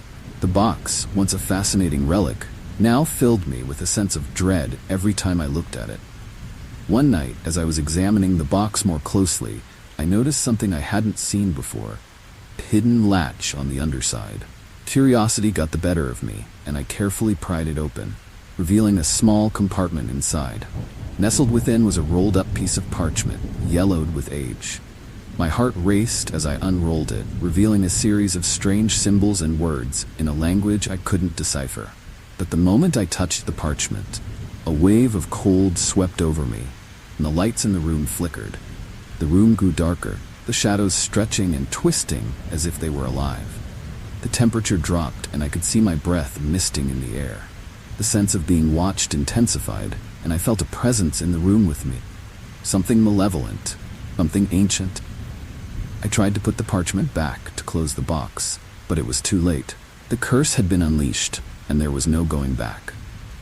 Over the next few days, my life began to unravel. The strange occurrences escalated, objects moving on their own, doors slamming shut with no one near them, whispers in the dead of night. I could feel the presence growing stronger, feeding off my fear, and I knew it was connected to the box. Desperation set in as I tried to rid myself of the cursed artifact. No matter what I did, it always found its way back to me. I sought help, turning to experts in the occult, but they all told me the same thing. The curse was bound to me now, and the only way to break it was to pass the box on to someone else. But I couldn't bring myself to do it. How could I condemn someone else to the same fate? The thought of the box finding a new victim was too chilling to bear, so I kept it, hoping to find another way to end the curse. The haunting grew more intense with each passing day. I began to see figures in the shadows, ghostly apparitions that followed me wherever I went. My dreams were filled with nightmarish visions, scenes of death and destruction, all tied to the cursed box. The weight of it pressed down on me, suffocating me until I could hardly breathe. I knew I was running out of time. The curse would soon claim me if I didn't find a way to stop it. In a last desperate attempt, I decided to return the box to where it had come from, hoping that by retracing its steps, I could break the curse. I traveled to the remote village where the box had been discovered, deep in the mountains, far from civilization. The journey was long and treacherous, but I finally reached the place, a crumbling temple that had been abandoned for centuries. With trembling hands, I placed the box on the altar, hoping that the curse would end. But as I turned to leave, the ground beneath me shook, and the temple began to collapse. I ran, but the walls crumbled around me, trapping me inside. The last thing I saw before the darkness claimed me was the box, sitting on the altar, untouched by the destruction around it. The cursed artifact had taken another life, and its malevolent spirit would continue to haunt whoever dared to possess it next.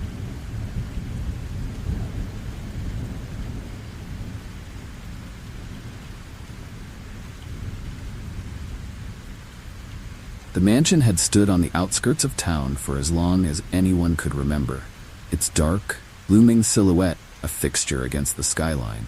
Locals whispered stories about the place, tales of strange noises, unexplained lights, and the occasional glimpse of shadowy figures moving behind the windows. Most people avoided it, but not me.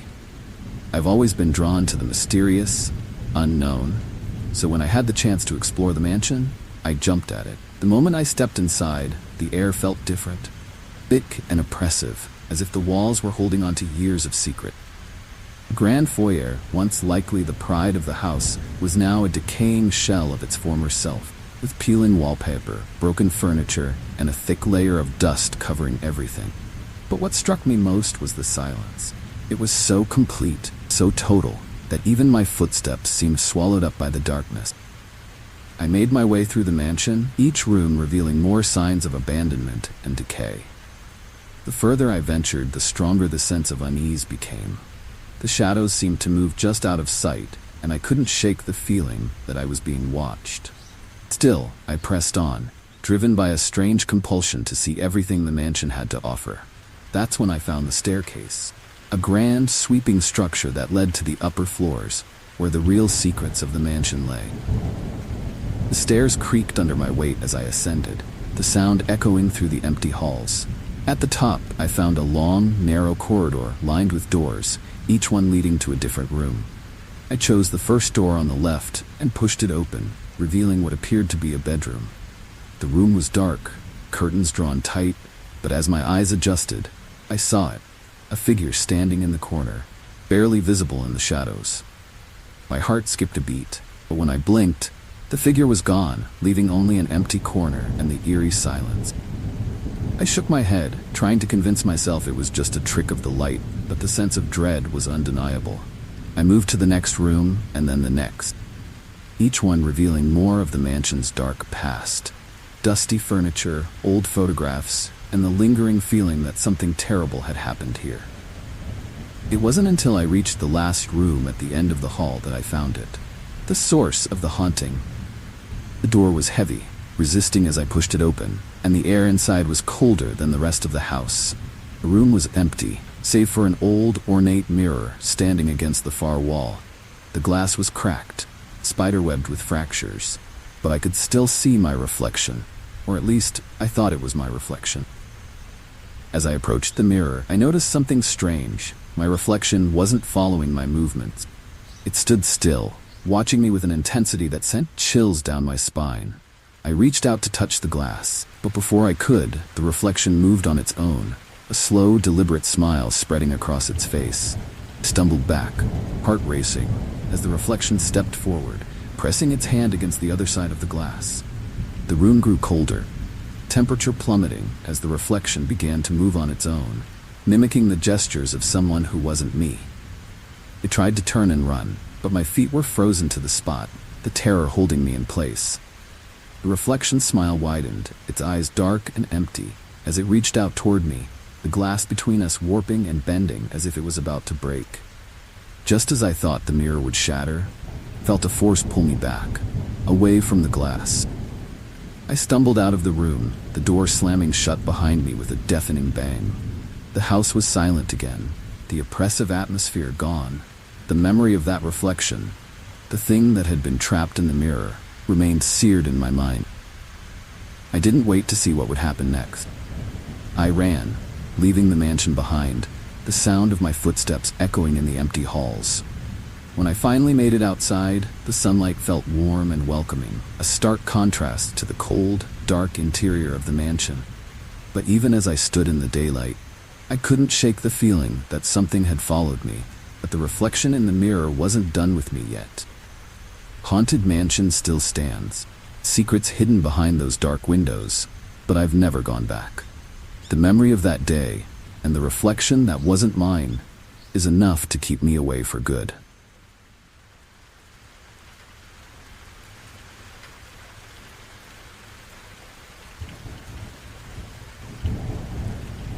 Flying had always been routine for me, just another part of the job. I'd taken off and landed more times than I could count. Cockpit almost like a second home. That day, the weather was clear, and everything seemed normal as we climbed to cruising altitude. Plane hummed along smoothly, the passengers settled in for the long haul, and I was just beginning to relax when it happened. An anomaly, a sudden jolt that shook the plane with a force I'd never felt before. The controls in front of me flickered, instruments going haywire as the plane seemed to lurch in midair. My co-pilot and I exchanged a glance, both of us on high alert as we tried to regain control.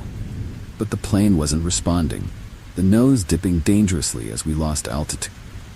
The passengers must have felt it too, because the intercom crackled to life, the sound of panicked voices. My heart raced as I scanned the instruments, trying to make sense of what was happening. And then, out of nowhere, voice came through the headset, calm, authoritative, and completely unfamiliar. "Pull up. Now." The voice was so clear, so insistent, that I didn't hesitate. I yanked back on the yoke, plane groaning in protest as it fought against the pull of gravity. The nose slowly began to rise, the altitude leveling off as the controls started to respond again. I could feel the tension in the cockpit ease slightly, but that voice, whoever it belonged to, still ringing in my ears. I glanced at my co-pilot, who looked as confused as I was. "Did you hear that?" I asked, my voice shaky. He nodded, his eyes wide. But when we checked the radio, there was nothing. No indication of where the voice had come from. No transmission on any frequency we were monitoring. It was as if the voice had come out of thin air, just in time to save us from a nosedive that could have ended in disaster. As we continued the flight, the atmosphere in the cockpit was tense, both of us on edge as we monitored the controls. Everything seemed to be functioning normally again, but the memory of that voice lingered, a chilling reminder of how close we had come to catastrophe. I couldn't shake the feeling that something, or someone, had intervened, guiding us back from the brink, when all hope seemed lost. When we finally landed, the passengers disembarked, oblivious to the near miss they had just experienced. My co-pilot and I stayed behind, running through the flight logs, trying to find any explanation for what had happened. But there was nothing, no sign of a malfunction, no record of a distress call, and most unsettling of all, no trace of the voice that had saved us. It was as if it had never existed. Phantom transmission that had only been heard by us. The incident stayed with me long after that flight.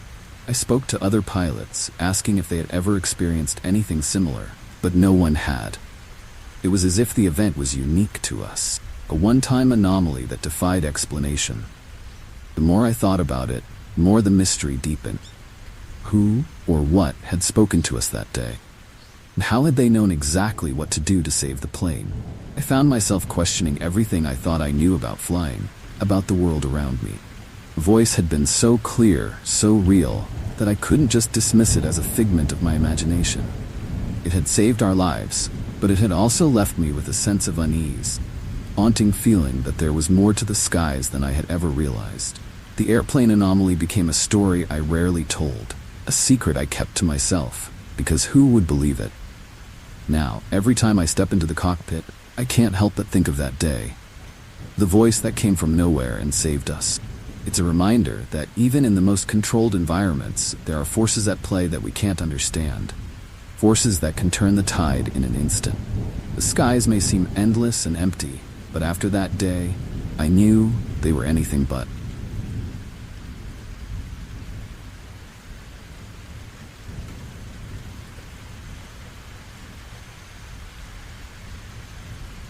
The rain had been relentless for days, the kind of downpour that turned roads into rivers and fields into lakes. Our town, nestled in a valley, was no stranger to heavy rain, but this storm was different. Water levels rose faster than anyone expected, and before long, the rivers overflowed, flooding the streets and turning the town into a sprawling, murky lake. I watched in disbelief as the water crept higher, swallowing houses and cars, until there was nothing left but rooftops peeking above the surface. I had lived in that town my entire life, and I had never seen anything like it. The floodwaters were swift and unforgiving, and soon people were trapped in their homes, clinging to whatever high ground they could find. Power went out, plunging everything into darkness, and the only sounds were the rush of water and the occasional cry for help. I knew I couldn't just sit and wait. I had to do something, so I grabbed my kayak, the one I usually used for peaceful trips down the river, and set out into the flooded streets. Paddling through the submerged town was surreal. Familiar landmarks distorted by the floodwaters. Streets I had walked my whole life were now hidden beneath the dark, swirling currents. I made my way towards the center of town, where the water was deepest, hoping to find anyone in need of help. The rain still poured down, heavy and cold, making it hard to see more than a few feet in front of me. As I navigated the flooded streets, I heard it. Faint cry, almost drowned out by the sound of the rain. I paddled towards the sound, my heart racing, and that's when I saw her, Indigure, standing on the roof of a submerged car, her arms wrapped around herself, shivering in the cold. She looked terrified, her eyes wide with fear, and she was alone. I called out to her. She didn't respond, just stared at me with those big, frightened eyes. I paddled closer, the water swirling around the car, and reached out to her. "Come on," I said, trying to keep my voice calm. "I'm here to help." But she didn't move, didn't even blink. It was like she was frozen in place, too scared to react. I was about to climb out of the kayak and get her when something strange happened. The rain seemed to let up for just a moment, and in that brief pause, I saw it.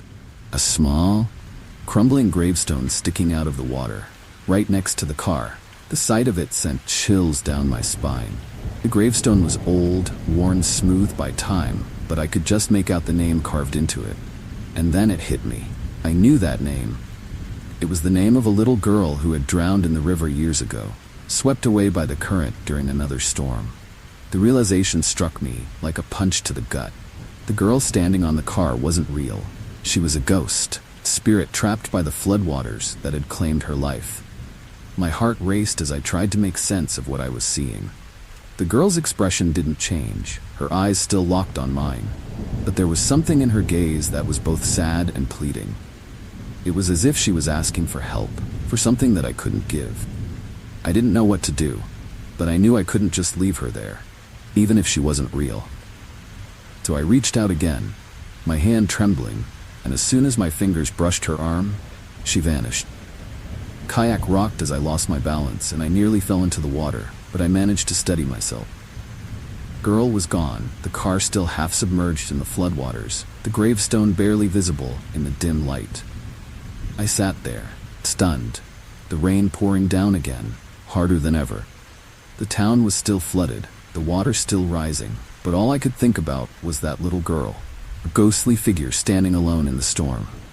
I eventually made my way back, helping those I could find. The memory of that girl haunted me. I asked around, trying to learn more about her, but no one knew much, just that she had been swept away by the river, her body found days later. Floodwaters receded eventually, the town slowly returning to normal, but the image of that girl, standing on the car, stayed with me. The flooded town had taken its toll, but it had also brought something else to the surface, something that had been lost to time, forgotten by most. The girl's spirit had been trapped there, waiting for someone to see her, to acknowledge her. And now, even though the waters have long since drained away, I still think of her. A chilling reminder that some things never truly leave us, no matter how deep they're buried.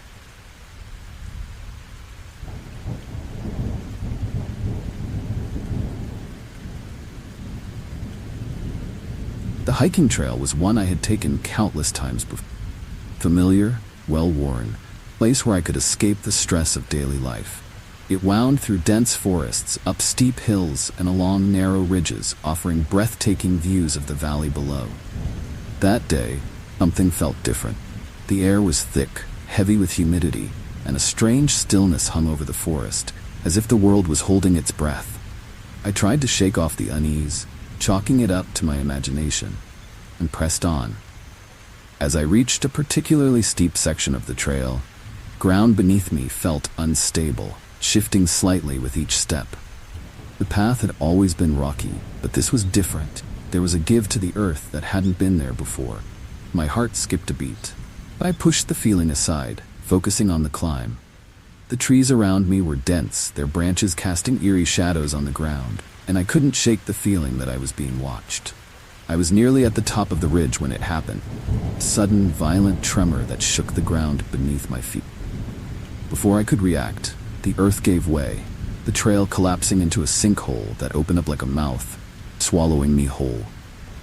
I screamed as I fell, the world around me a blur of dirt and rocks, the light above quickly fading as I was sucked into the darkness below. The fall seemed to go on forever, but it was over in seconds. I hit the ground hard, the impact knocking the wind out of me. For a moment, I just lay there, stunned, trying to process what had happened. The air was cool and damp, the smell of earth filling my nostrils. I could barely see anything in the dim light that filtered down from the hole above, but I could tell I was deep underground, trapped in a cavern that had no business being there. Panic set in as I scrambled to my feet, my heart racing. The walls of the cavern were rough, jagged, and the ceiling loomed high above.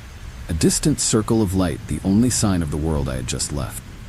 I was alone, buried alive in a place that seemed both ancient and unnatural, as if the earth had opened up just to claim me. My hands shook as I tried to find a way out. The walls were too steep, too slick with moisture to climb. I called out for help, my voice echoing off the walls, but there was no answer, just the oppressive silence of the underground. The weight of the earth pressed down on me, the darkness closing in, and I could feel the cold seeping into my bones. My mind raced, searching for a way out, but there was none. I was trapped, swallowed by the earth, with no one to hear my cries. As the hours passed, the fear that had gripped me began to morph into something else, a strange, eerie calm. I sat down, my back against the rough stone, and tried to steady my breathing. That's when I noticed it. Faint, almost imperceptible sound, like the rustling of leaves or the whisper of wind through the trees. There was no wind down here, no leaves, only the cold, dark earth. The sound grew louder, more distinct, and I realized it was coming from beneath me. I shifted, the ground beneath me feeling strange, almost alive. My breath caught in my throat as I looked down and saw them. Roots, thick and gnarled, snaking through the earth like veins. They moved slowly, almost lazily, but there was something unsettling about the way they twisted and turned, as if they were searching for something. I tried to scramble away, but the roots seemed to sense my movement, reaching out with unnatural speed. They wrapped around my legs, pulling me back down, holding me in place. I struggled, panic surging through me once more, but the roots were strong, unyielding. It was as if the earth itself had come alive, refusing to let me go. I could feel the cold, damp ground beneath me shift, the roots tightening their grip, and I knew I was losing the fight. In that moment, I thought of all the stories I'd heard about people disappearing in the mountains, never to be seen again. I had always dismissed them as just that, stories. But now, trapped in the belly of the earth, couldn't help but wonder if there was truth to them. The roots seemed to pulse with a life of their own, and I realized that they weren't just holding me, they were drawing me deeper into the earth, pulling me down into the dark, suffocating soil. Just as I was about to give in, something miraculous happened. The roots loosened their grip, almost as if they were letting me go. I didn't wait to question it. I scrambled to my feet and started to climb, using the roots themselves as handholds. Climb was grueling, my muscles burning with the effort, but I pushed on. the circle of light above growing larger with each passing moment. Finally, with one last burst of strength, I pulled myself out of the hole, collapsing on the ground, gasping for air. I lay there for a long time, the sky above me a brilliant blue, sun warm on my face. The terror of the underground cavern still clung to me, but I was alive. The earth had swallowed me. Somehow, it had let me go. As I made my way back down the trail, my legs shaking with every step, I couldn't help but glance back at the spot where the ground had given way. It looked innocent enough now, just another patch of rocky soil, but I knew better. The earth had secrets, ancient and dark, and I had been lucky to escape them.